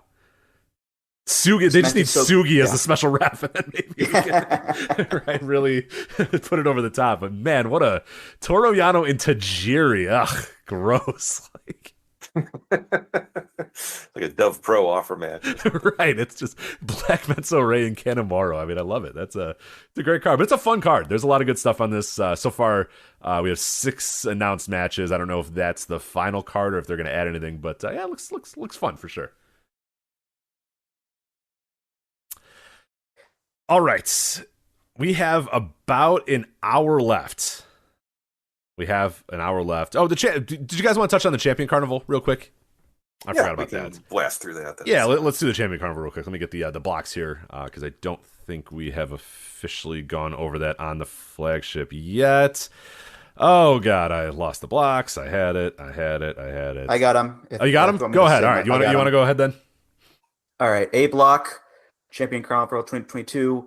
A block, Shuji Ishikawa, Shitaro Ashino, Ryuki Honda, Shigehiro Irie, T-Hawk, and Jake Lee, last year's winner. Okay. B block, Kento Miyahara, Suwama, Yuma Aoyagi, Yoshitatsu, Kuma Arashi, and Big Japan's Takuya Nomura. There you go. So we got a GLEAT representative in T-Hawk. You got Nomura from Big Japan. That's a pretty fun Champion Carnival. I think that's the B block I think I like a little bit more, but there's some good stuff in that A block too. I mean, T-Hawk and Jake Lee, T-Hawk versus Shino, Irie, if he's got his working boots on, that's pretty fun. But yeah, the B block's pretty solid, other than Suwama, depending on where his health is. It can always ebb and flow, but it's All Japan in 2022, man. It's not like the most glamorous, most sexy thing. You take what you can get, and that's all things considered, that's not bad. So I think Nomura and T-Hawk are good additions, but other than that, I feel like I've seen this could have been last year's Champion Carnival, and I'm like, okay, boy, some of these matches I feel like I've seen a 1,000 times. Yeah, well, you probably have. Yeah, it's All Japan these days. It's a tough watch these days. We couldn't get Cyberkong in here. He was so excited in the year he was in. He named a move after the Champion Carnival. Like, I feel like Yoshida or something from 2AW. Or I feel like there are some guys they could have reached out and gotten to spice things up a little bit. I know. Well, are you going to pay for them to be in this tournament, Joe? Because they are not. So hey, they drew a robust 200 to Cork last Saturday. I'll have you know, sir. So. Money's flowing in. That is a point. 200? It was something. It was not good. It was like, All Japan. Was it everyone okay? Like, no. It was that All Asia tag title match wasn't packing them in. Exactly. God, yeah. All Japan's a real tough watch right now, man. It sucks because I don't know how much of All Japan you guys have been keeping up with or watching, but it's I'm not watching the undercards. No, you're not watching. Yeah, all right. You don't feel obligated to check out All Japan's undercards. So no, I'll check out some the main events of house shows and some title matches. That's about all I can stand. That's where I'm at this point too. It's sad. Yeah, it's certainly not your father's All Japan Pro Wrestling. I'll say that. But man, All Japan, feel the excitement. Champion Carnival, baby. All right, get into it. Anyway, Emerald Flow Show, Voice Wrestling Podcast Network. They will get you excited about both All Japan and Noah. I'm sure of it. How could you not get excited about Noah and All Japan Pro Wrestling? But there we go. So, okay. If you look for it, every day has a call for celebration. Celebrate a friend for their promotion, baby, wedding, life thing. Celebrate yourself for keeping the couch warm. It's no easy feat, especially if it's a big couch.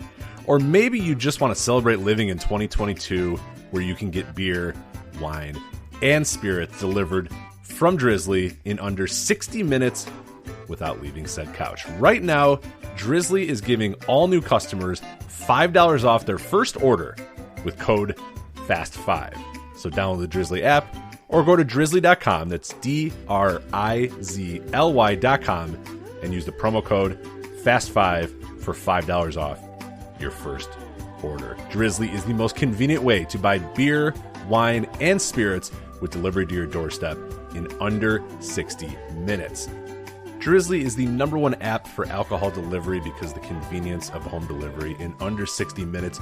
You get it when you need it, and you can conveniently shop across stores so you can choose from a huge selection of alcohol, wine, spirits, beer, anything you possibly need. Get exactly what you want when you want, and you can also shop across multiple stores to compare prices and find the best deals for what you're looking for. So again, new users to Drizzly are getting, all new customers, every new customer, if you're a brand new customer, you're going to get this no matter what, $5 off your first order with the code FAST5. So you download the Drizzly app or go to drizzly.com, that's DRIZLY.com,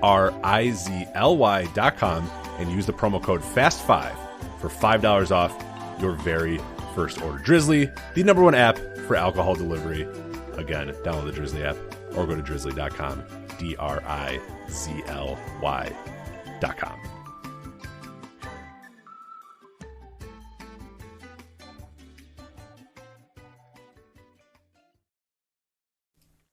we are there. The time of the show, hour left. Now we fuck around here. Hour 3. I've had a little bit of bourbon, but not enough to get really drunk. Andrew, you got Chinese food in you. That's probably not enough, right? Maybe the MSG has done something to your bloodstream, but probably not. Joe, you just ate cabbage and corned beef and soda bread, so I know you're no good, but we'll still have some fun in this hour 3 because we're gonna have surprise games. All right, Andrew, do you want to go first? You want me to go first? How do you want to do this? I'm open to either. You can go first. It's your show. You know what? No. You're the guest. Andrew, guest first. Andrew, you go first with your show. Your special game. I don't know if you got a jingle. I don't know if you got a thing that you're going to do, but I have no idea what this is. Full disclosure for people listening. I have no idea. And we sure as hell weren't going to tell Joe what the games were because he does this to us on the 5-star match game. So he's, I guess he doesn't do this. He tells us what the topic's going to be. But screw you because you made Andrew and I just fight to the death. I'm still reeling. Andrew's still reeling from his loss. I, of course, won. I don't know why I mixed that up in my head. Stay in character there. I'm a 3-time champion, sir. Is that Show true? Me some respect. Yeah, I've won 3. Yeah, 3. Joe, is that the all-time record? Who's won more? No, I think that is the record. So 2 more, he gets a free Subway sandwich. Foot long or 6-inch? 6-inch. What am I? Am I the Pope here? Like, come on. And none of the fancy breads either. Just the basic Italian. I don't think it counts as bread, so don't worry. Yeah, it's classified as a dessert in like Ireland, right? Isn't that the? I believe there's so much sugar. It's technically a cake or something. So, it's incredible. All right, so Andrew, the all-time winner of 5-star match game. The floor is yours for whatever this game is. Okay, well, I am known around these parts as the host of Music of the Mat, of course, but I'm also known around these parts as a moves nerd, which is why, all right, I'm out. Joe, I'd like to welcome the both of you to Andrew Rich's Finishing School, the trivia game all about wrestling finishers. Oh, God. I have 7 questions. Joe, are you as bad as I am at this? Because this is going to be brutal. I feel like I'm okay. I have 7 questions of 7 different categories. You get the question right, you get a point. You get it wrong, your opponent has a chance to steal it. The categories are WWF, WCW, TNA, 2000s American Indies, New Japan, Noah, and musical finishers. Little podcast tie in there. Rich, now I will say it again. It's your show, and you will go first. Pick a category, please. Give me World Wrestling Federation. Okay. The early 90s tag team, the Beverly Brothers, had a tag finisher called the Shaker Heights Spike. It was named after their Build hometown. In which state can you find the city of Shaker Heights? Oh man, isn't Shaker Heights in Ohio? Rich, you are correct. Yes. You got 1 point. This is a lot easier than I thought. I was thinking. This is geography. This doesn't have I like it, Joe. Shut up, Joe. This is a good game. All right, anyway. I love this game, Andrew. This is great. Shaker Heights, Ohio. Yes, all right. All right, Joe, it is your turn to pick. I'll take the old WCW. Okay. Billy Kidman was known for using the Shooting Star Press as his finisher. But when he was a member of the Flock in WCW, the Shooting Star Press had a specific name. What was that name? Was it the 7-year itch? Joe, that is correct. You were on the board with 1 point. All right, here we go. That was an actual move question, not geography. Why are you so upset about this? I don't know. I have different kinds of answers here. I try to vary it up here, man. Come on. Turn the tables for once. I'm like Apu, and it's like, can I go through your mag? Now you know how I feel. Yeah, now you know how I feel. right.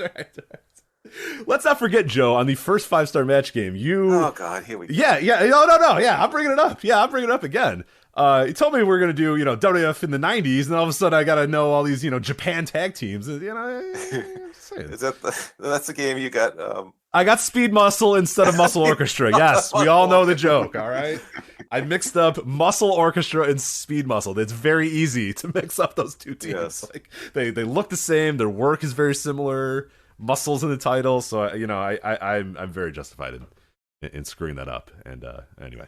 All right. So, give me, and now forgetting what the categories were, but give me 2000s Indies. I remember that one. 2000 American Indies. Okay. Right? Wasn't that what it was? It was, yes. And funny enough, another geography question here for you. Ha! Suck it, Joe. In 2002, Rey Mysterio began using the 619 as a finisher. Soon afterwards, on the American Indies, the Amazing Red also began using that move, but he used a different area code. Which area code was it? Oh, man. I should know this. I love Amazing Red, but I cannot remember what the area code was. I don't remember where he was from. I should know where he's from. I feel like it's probably California, something like that. Man, I remember it starting with a 7, but I don't know. I don't know my area codes very well. 712, I'll say. You said 712? 712, yeah. I'm not confident in it, but Rich, that is incorrect. Ah, shoot. Joe, you have a chance to steal. Oh boy. I just know he's from New York, and I'll just say 212. No, that is also incorrect. The correct answer, 718. Oh, there you go. So close there. I don't think Amazing Red would know that. That's a great game. Would Amazing Red know? You should quiz Amazing Red on that. Not us. Yeah, that's awesome. All right, there you go. Why did I think he was from California? I don't know why I thought that. Anyway, go on. He's from Brooklyn, I believe. Yeah, he's got House of Glory in New York, I don't know why like, come on. I don't know. Muscle Orchestra, Speed Muscle, Amazing Red, California. It is what it is.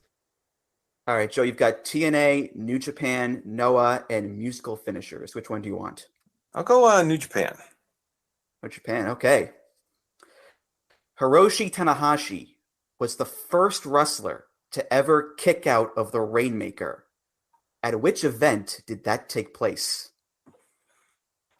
The tempting answer is a Wrestle Kingdom, but that seems too obvious you would do that. So I'm not good with show names. I'm just going to go Power Struggle, which they may not have wrestled at, now that I think about it. I don't think they did either. Yeah, I don't regardless, that is incorrect, Joe. Oh, well. Rich, you have a chance to steal. Was this Invasion Attack 2013? Rich, you are correct. Yes. 2 points now. Yeah. That's a history. The infamous Oh, arm. you know what, Joe? You sore loser, you know. I have no problem losing if the game is fair. Andrew, just because he sent me the questions ahead of time, yeah, I was gonna say. You know what I mean? Like, I still had to look up the answers. Like, I got the Amazing Red one wrong, so we could kind of be on the, it's fine. Let the game play out, Joe. All right, Rich, TNA, Noah, or musical finishers? Let's go musical finishers. Okay, well, your luck might just run out here. Oh, no. Because I have 4 names of Zack Sabre Jr. submission moves. Oh, dear God. 3 of these names contain some sort of music reference. One of them does not. Which of the following does not contain a music reference? Is it A, Yes, I'm a long way from home? B, Orienteering with Napalm Death? C, Clarky Cat? D, Cremation Lily? Okay. What was the cat one that she said, the third one? That was C, Clarky Cat. Clarky Cat. I think I'm going with that as my pick. Clarky Cat. You're picking C, Clarky Cat. Rich, you are correct. Oof, wow. Yes, I'm a long way from home. That is a Mogwai album. Of course, yeah. Who doesn't know that? Yeah, of course. Napalm Death is an English grindcore band. Cremation Lily and Clarky Cat was from a 90s UK parody news show called Brass Eye. And they did an episode about drugs. And one of the fake drugs they came up with was called Clarky Cat. So Zack Sabre Jr., known for his many cheeky references there, that being one of them. But Rich, you guessed correctly, and you now have 2 points. 3. Oh, 3 points. I'm 3 sorry. points. Yeah. 3 points. Is There you go. Hurrah Another Year? What's the other one? It's Another Year. Oh, yes, the Surely very is long that one. is that a song Yes. reference or is just that's I think that's an EP, I believe. Yes. okay? I Or an didn't know if it album. was him just being cheeky or if that was an actual. No, song that's an reference. EP. I think. Yeah. What is it? Hurrah Another Year, better than the last. Surely this one will be better than the last. The inexorable march of progress will lead us all to happiness. There you go. Yes. Yeah. There you go. Great move name. Yes. Joe, we have 2 categories left: TNA or Noah. Which one do you want? Wait, have I already lost this game? You can tie me. You can tie. You know. You could tie. You could tie. All right. Oh boy, let's hope so. What do I have left? TNA or Noah. I'll go Noah, which is probably what Kobashi got for his birthday last year. But yes, let's. Well, you're not that far off, because here's the question. Kenta Kobashi used the Burning Hammer a total of 7 times over the course of his career. Who was the first wrestler that Kobashi gave the Burning Hammer to, and who was the last? I'm going to go Misawa. For both, or? Oh, I thought it was the same person. Oh, no. Sorry, different people. Yeah, I'll go first Misawa, last Akiyama. Joe, that is incorrect, I'm afraid. Shit. Rich, do you want to take a guess here? Rich, are you there? Rich is forfeiting this game. I guess you win, Joe. Yes, I will take it. I will take this win by forfeit. We are live on the air, and there is no Rich Craich. You might be on mute. There might be dog troubles. I'm here. The nurse might be. There was dog troubles. Yeah. All right. You're right. Rich, you were counted out of the ring. Yes, you've lost the game. I have now lost winner. Joe wins by forfeit. Oh, God damn it. Did you hear the question at least? I did not. No, sorry. I didn't hear the last half of Okay. it. I heard Kenta Kobashi Burning Hammer, and then the last part I did not hear. Okay. Kenta Kobashi used the Burning Hammer a total of 7 times over the course of his career. Who was the first wrestler that Kobashi gave the Burning Hammer to, and who was the last? Oh, wow. Okay, so Joe got it wrong? You got it wrong, yes. All right. I don't remember who he said, but I don't know who he said. Let me say, I don't know off the top of my head, but let me say Kawada was the first, and I don't know. The last was trick question, also Kawada. That is also incorrect, I'm afraid, Rich. The first one was Misawa, which Joe guessed right. The last one was Kenta. Kenta was the last. Oh, probably on the Burning Hammer show, right? The retirement show, he probably. No, it was the singles match, I believe. Oh, okay, all right, there. Their last singles, I think so. I think hit the moonsault in his retirement match. Oh, on you're someone, right. So, okay, yeah. But yeah. All right, one more question left. For pride. Rich, it's yours. For pride, yes. It's a TNA question here. All right, total nonstop action. Yes. Yeah. Which X Division wrestler had a finisher called the move that rocks the world? The move that rocks the world. Ooh. Man, I'm trying to think. My TNA finisher knowledge is certainly low, but I want to say, okay, so obviously with a name like that, you said X Division, right? Because my initial thought goes to Lance Archer, but you said X Division, so I would assume, his rocking partner in crime, would it be the unfortunately recently deceased Jimmy Rave? Rich, you have won your 4th point. Wow, it was Jimmy right, Rave. There you go. Yeah, I would have definitely said Archer if you did not say X Division, so thank you for giving me that. Yeah, it was the, I think gonorrhea is what he called it on the indies. And he changed it to the move that rocks the world. So, the old African prince thing with the embassy there. So, yeah. But yes, Rich, with a score of 4 points, you have beaten Joe with 1 point. And Rich, you are the winner of Andrew Rich's finishing school. Congratulations. Like I won the 5-star match game. I've now won this. Hey, come on now. Embarrassment of riches. Don't you pull that on me. But yeah, that was okay. That was a good one. Yeah, and I should note, it appeared this came up last week on Twitter, but let me see if I can get the exact details here. But the family of Jimmy Rave is looking for some of his gear that he either sold or gave away or whatever. I forget. I think it's his robe and his Ribera jacket, and they're looking for any information that you can give, and they're willing to give, willing to pay and willing to kind of do some stuff to get those things back, their possessions that he's been trying to get. So I'm glad you mentioned Jimmy Rave, because that's something that, his family is just trying to kind of have some closure and looking for some items in his life that they can hopefully get back, and are hoping that, some wrestling fan somewhere has, Jimmy Rave's Ribera jacket or one of Jimmy Rave's robes. So you can just look up Jade Chung. Jade Chung at Jade Chung 11 is the one that I was most notably tweeting it out. But they're giving rewards for his Ribera jacket or his robe as well, because the family just kind of wants to have heirlooms of their father or their husband or whatever. So if you know anything about that, or if you're listening to this and you say, hey, wait a minute, I know somebody who knows something about that, that'd be cool to help out the family of Jimmy Rave. And they actually reached out to us, privately as well, and said, hey, if you get a chance to mention this, please do. So they are offering a reward as well. So hopefully somebody has some information about where those things have gone, or anybody who may have them. But there you go. All right. So that is game number 1 down. That was fun. I enjoyed that, even though Joe hated it because he doesn't like geography for some reason. Or he just didn't want geography questions in the move. I don't know exactly what Joe's beef is. I guess because he lost, he's upset about it. I should have. Rich was counted out. I should have rung the bell. Honestly, I wouldn't have hated it. That was fair. I did not meet. I did not. We needed the New Japan answer. 17, 18, 19. As I come in, whoa, dogs trouble. All right, so my game, you guys will not be facing off with one another. But instead be working together on this one, okay? Because we're going to play Wrestler 20 Questions. And I don't know if you're familiar with the 20 Questions game or whatever, but you guys will be able to ask me 19 yes or no questions of something about a wrestler or whatever. Like, whatever you want to know about a wrestler. It has to be a yes or no question. I will answer yes or no. And then you can guess at any point in those 19 questions or in those 20 questions, but you get 19 official questions, and then your 20th has to be a guess of, is it this wrestler or whatever. But if you figure it out after 4 questions, if you figure it out after 5 questions, that is more than you can do that for sure. And I will have I'll have Cage Match at the ready if there's any questions I can't answer or something I can't answer. But it'll be yes or no questions.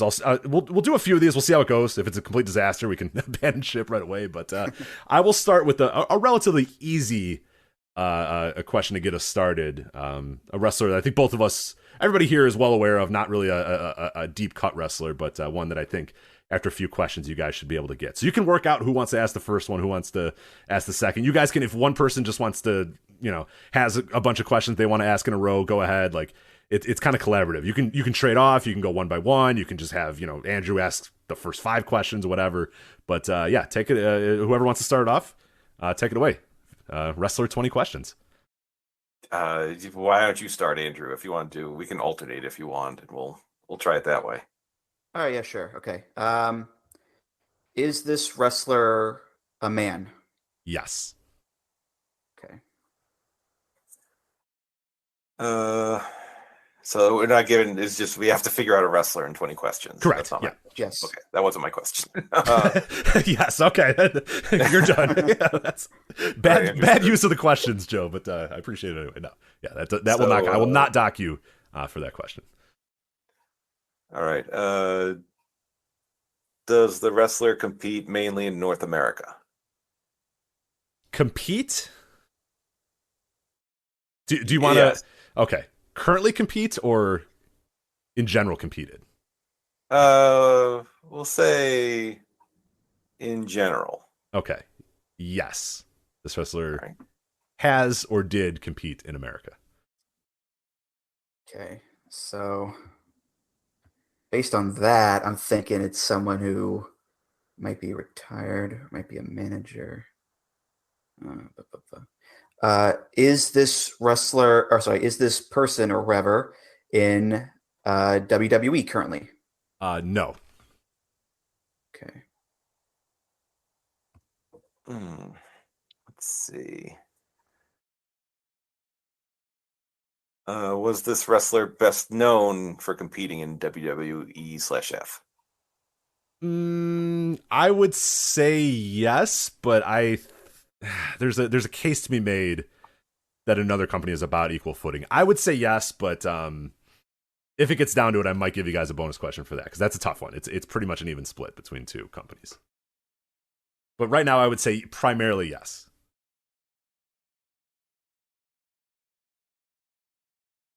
Is this wrestler American?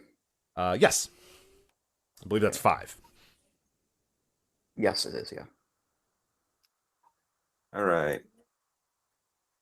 I kind of want to hazard a guess because I have a feeling. Now, I think if you guess, and I don't know. I've seen this. If you guess, it's over. But I'm willing to adjust the rules if you guys want. But in the things I've seen in the past of these 20 questions, if you guess, that's it. It's final. All right. Actually, I'll do another question. Did this wrestler compete in ECW? Yes. Okay.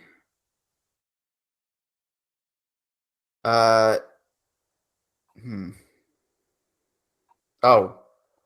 Okay. Does this wrestler currently lead his own stable? No. Okay. Is this wrestler alive? No. Okay. Oh, all right.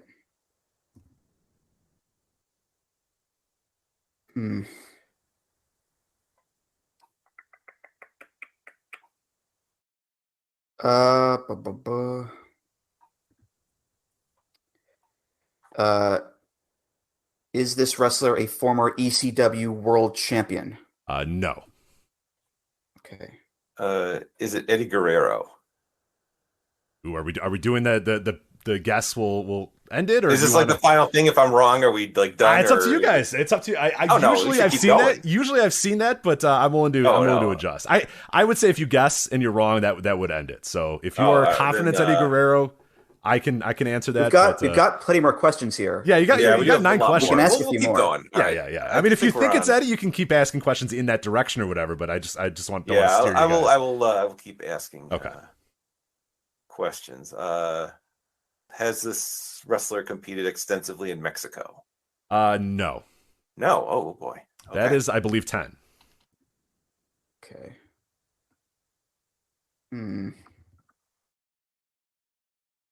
Just typing stuff out here just to keep track. Not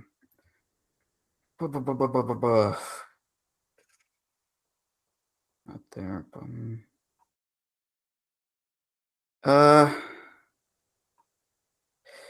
Is this wrestler primarily known for being a tag team wrestler? I would say primarily no. I will give you the caveat they were in a famous tag team, but probably would not be considered a primarily a tag team wrestler. Yeah, okay. Exactly. Okay.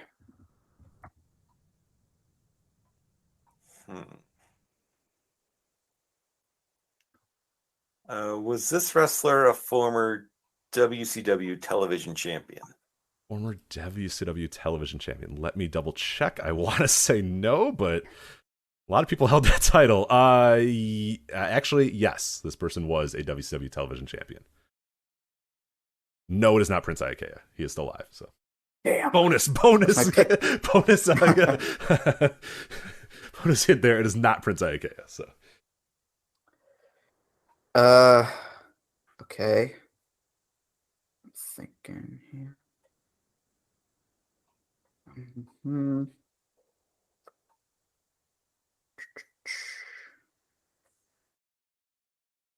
Oh, okay. I think. Oh no, that's not right.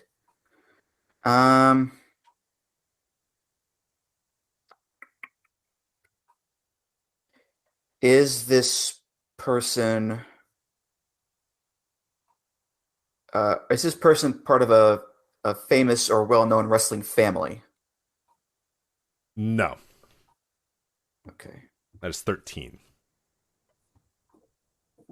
All right. I think if I have an idea, can I tell Andrew or?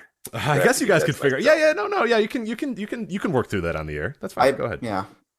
I'm thinking it's Perry Saturn. Perry Saturn is still alive. Oh, is this person dead? Yes. Yeah. I forget what question number it was, but yeah, one of them was. Oh, scratch that. I didn't get hazard that guess. This person's dead. They're a television champion. WCW. Yep.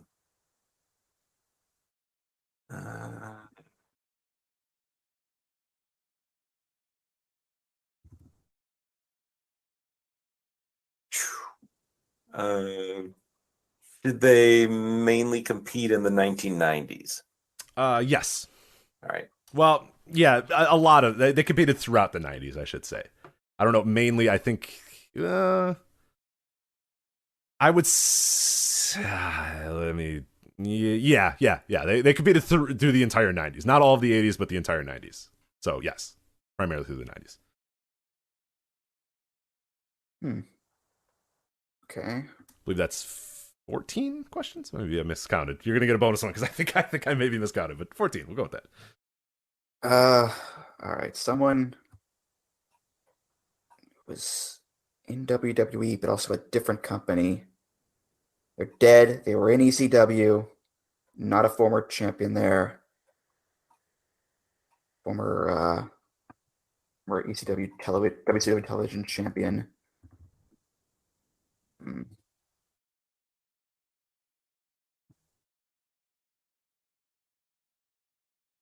that's not right. Man, I'm.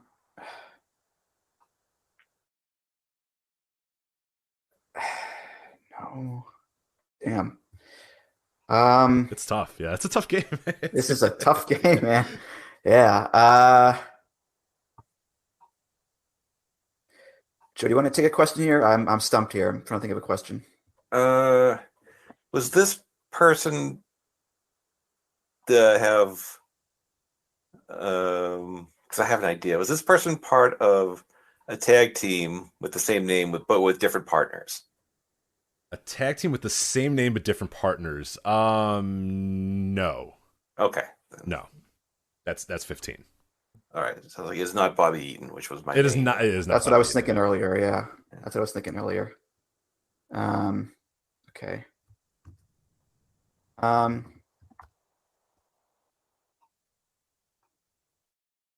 Is this person?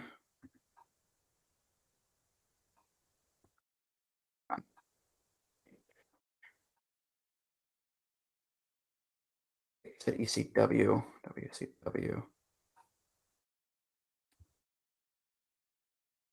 Oh wait, hang on. Is that right? Is this person in the Hardcore Hall of Fame? Man, let me find out who's in the Hardcore Hall of Fame, and then I will answer that for you. The ECW Hardcore Hall of Fame, is that the 23 Arena Hall of Fame thing? Yeah. Okay. Yeah. Let me see who has been inducted into the Hardcore Hall of Fame to see if the person. No, that person, the person in question, is not in the Hardcore Hall of Fame. Okay. That is 16 questions. Getting down to it. All right, so we established this person was in ECW, but not an ECW champion, but they held the WCW television title. Correct. They're dead. And they're dead. In a tag team, but not maybe considered primarily in a tag team, but part of a tag team, yeah. All right, was the pile driver this person's main move? It was I'm not. thinking that direction too. Oh, it was not. It. Sorry. Sorry. Not Paul Orndorff then. All right. Oh, good. Yeah. No, that's good. But no, it is not Paul Orndorff. Yeah. Oh, man.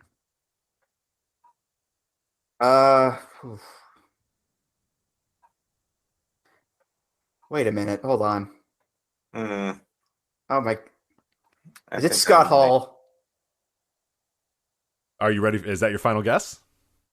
Joe, I'm thinking it's Scott Hall. He was in a tag team, but not a primarily a tag team wrestler, but he was in the big tag team. He's dead. He was in ECW. He's known for WWE and another company. He's not in WWE currently.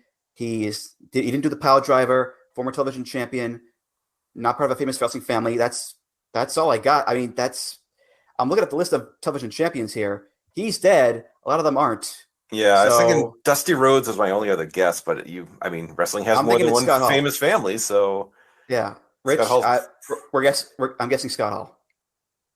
You are correct. Yeah, I thought that would be an easy one. I thought the meta of like we're doing Scott Hall episode would be it. But, I didn't think you'd go that meta. Yeah, no, that's. I was going to give you an easy one. I was going to give you a lip, and you're like, oh, it's got to be Scott Hall. But yeah, we went up to the 17th question to get to that one. But yeah, that was fun. That was good stuff. But I do think so. Well, no, I thought it was fun. I didn't have to do anything, so it was great for me. Yeah, so I don't know. We got about 20 minutes left. Do you guys want to do one more, or are you guys we're doing one more? Yeah, sure. Mentally and physically exhausted. So we have Jeremy in the chat room who wants to help with one. So let me I'll tell him, Jeremy, please DM me in the Discord. Yeah, so full disclosure, I kind of thought that one would go quicker than it did because I was like, I'll just give an easy one, and then yeah, it veered in directions I didn't think it was going to veer, but because I forget what you guys asked, but there was something really quickly, and I'm like, oh, they definitely got it. I think what you said was, this person alive or dead? And I was like, they're dead. And you're like, oh, okay. And then you're like, going to Paul Orndorff and stuff. So let me see if I can get to have Jeremy from the No Dopes chat room help us out with the second one. Yeah, I don't know. I found that fun. I don't know about you guys, but very stressful. I liked it. It's an interesting thing. Yeah, it's the way that you attack the questions, I think. And obviously for the maiden voyage, that's always a tough one to figure out, who you're going to pick. Right off the bat. It's a little hard to do it like over. It's a little hard to do it like over, a stream as well, instead of like in person. Right. Compare notes and do that kind of stuff. Yeah. So. Okay. So Jeremy in the No Dopes chat room did give me a great one here. He is still... Yeah, okay. Let's do this one. Let's do this guy. Okay. So it is another wrestler. 20 questions. Go ahead. Is this wrestler alive? No. Okay. Was this wrestler a male? Yes. All right. Is this wrestler an American one? Yes. Well, hold on. One sec. Oh. Just want to make sure it's not from Canada. I don't think so. No, he is definitely an American.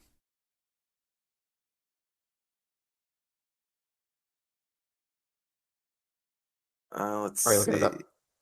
Oh no, sorry, no, he's definitely an American. Sorry. Okay, I didn't hear it there. Okay. Is this wrestler best known for competing in the WWF? No. Okay. Is this wrestler best known for competing in WCW? No. Now he did. I will. The caveat is he did compete in WCW, but I would. That's not his primary. Yeah, I wouldn't say that if you mention this person's name, WCW would come up first. Would probably not be the case. All right. Is this wrestler best known for competing in All Japan? No. No. All right. That is 6, I believe.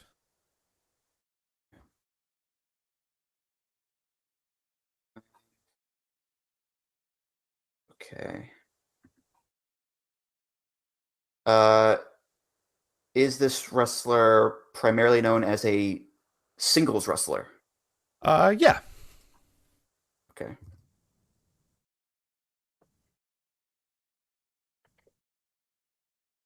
Let's see. Did we establish if they were alive or dead? Dead. I think the first question was dead. Yeah, they are. This person is dead. All right. And I should preface that they may have had matches in All Japan, but again, like primarily, I would not consider this person primarily an All Japan wrestler. Okay. All right. Are they most well known for competing in Japan? It depends who you would ask. I don't know how to answer that. I will give you a bonus question on that one. That is, certain people would say yes, but certain people would say no.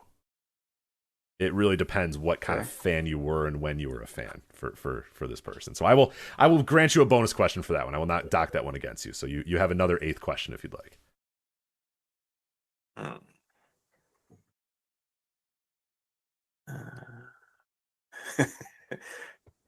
Let's see, were they the WCW TV champion? No. I can look. I think they may have, but there was a lot of TV champions. It's a good one.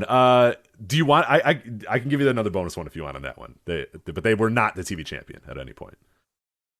I won't dock that one against you yeah, either. I won't dock that one against. All right. Were they a territorial wrestler in the United States? No. All right. Okay. Was this wrestler alive at any point during the 2000s? Yes. 2000 to 2009. Yes. Okay.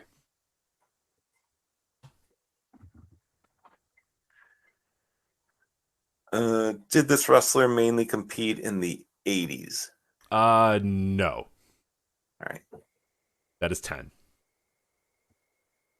You don't have a whole lot of info. You got that they're dead. Yeah. I guess you've ruled out a lot of stuff. You haven't ruled in anything, but you've ruled out a lot, which is probably good.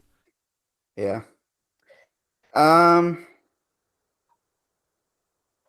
Was this wrestler ever in ECW? Yes. Okay.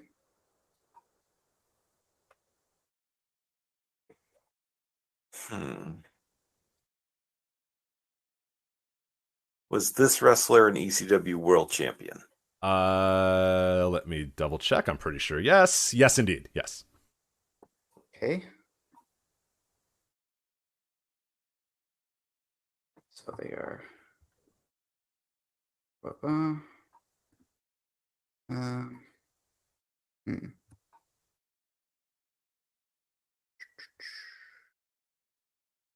Okay. Is this wrestler not known for that? Not known for that.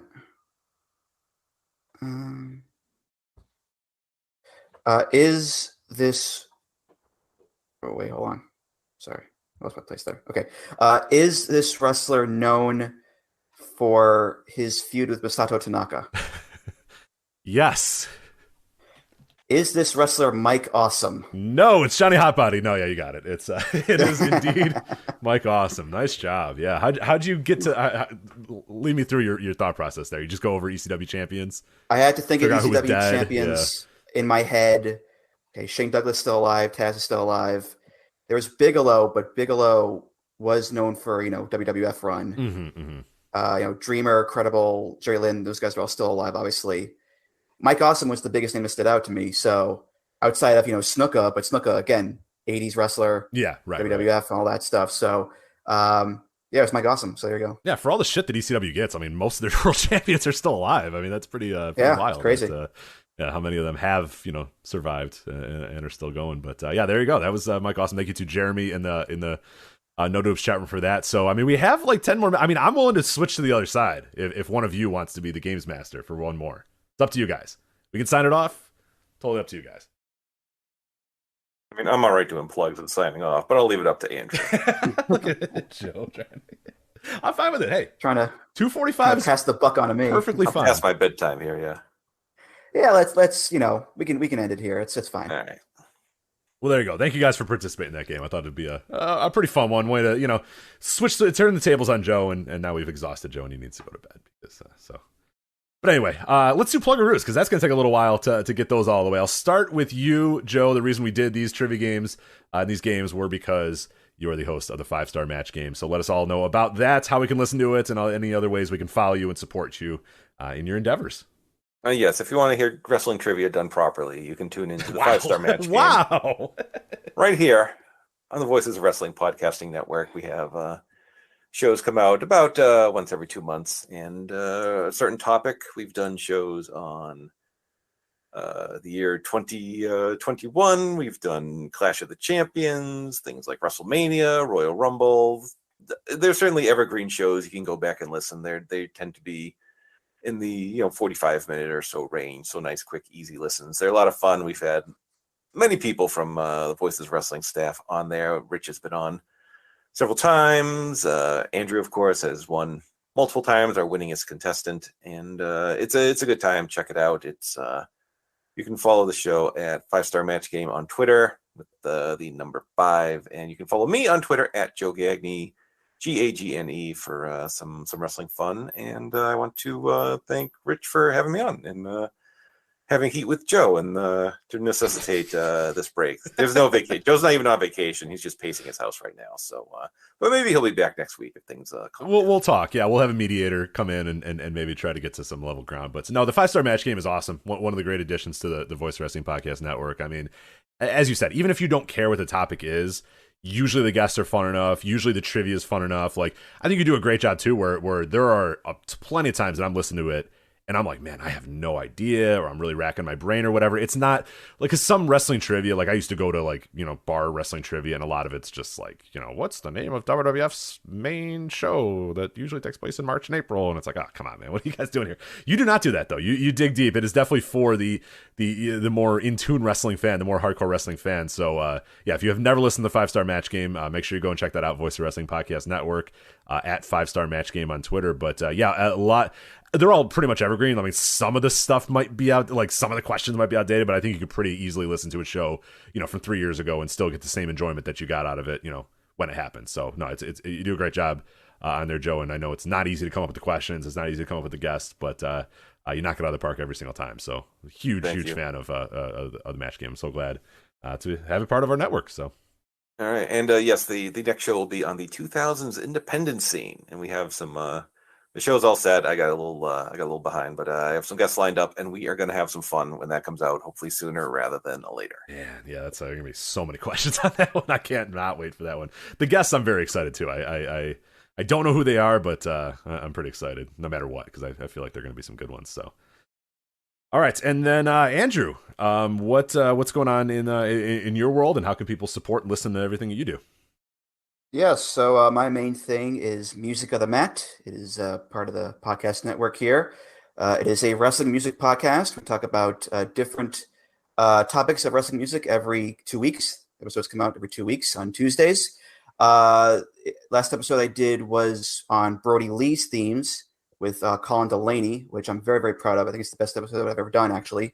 And Colin was a great guy, a great guest, and really nice and very supportive and giving of his time. So check that one out. It's recommended highly. And you can follow me on Twitter at Andrew T. Rich.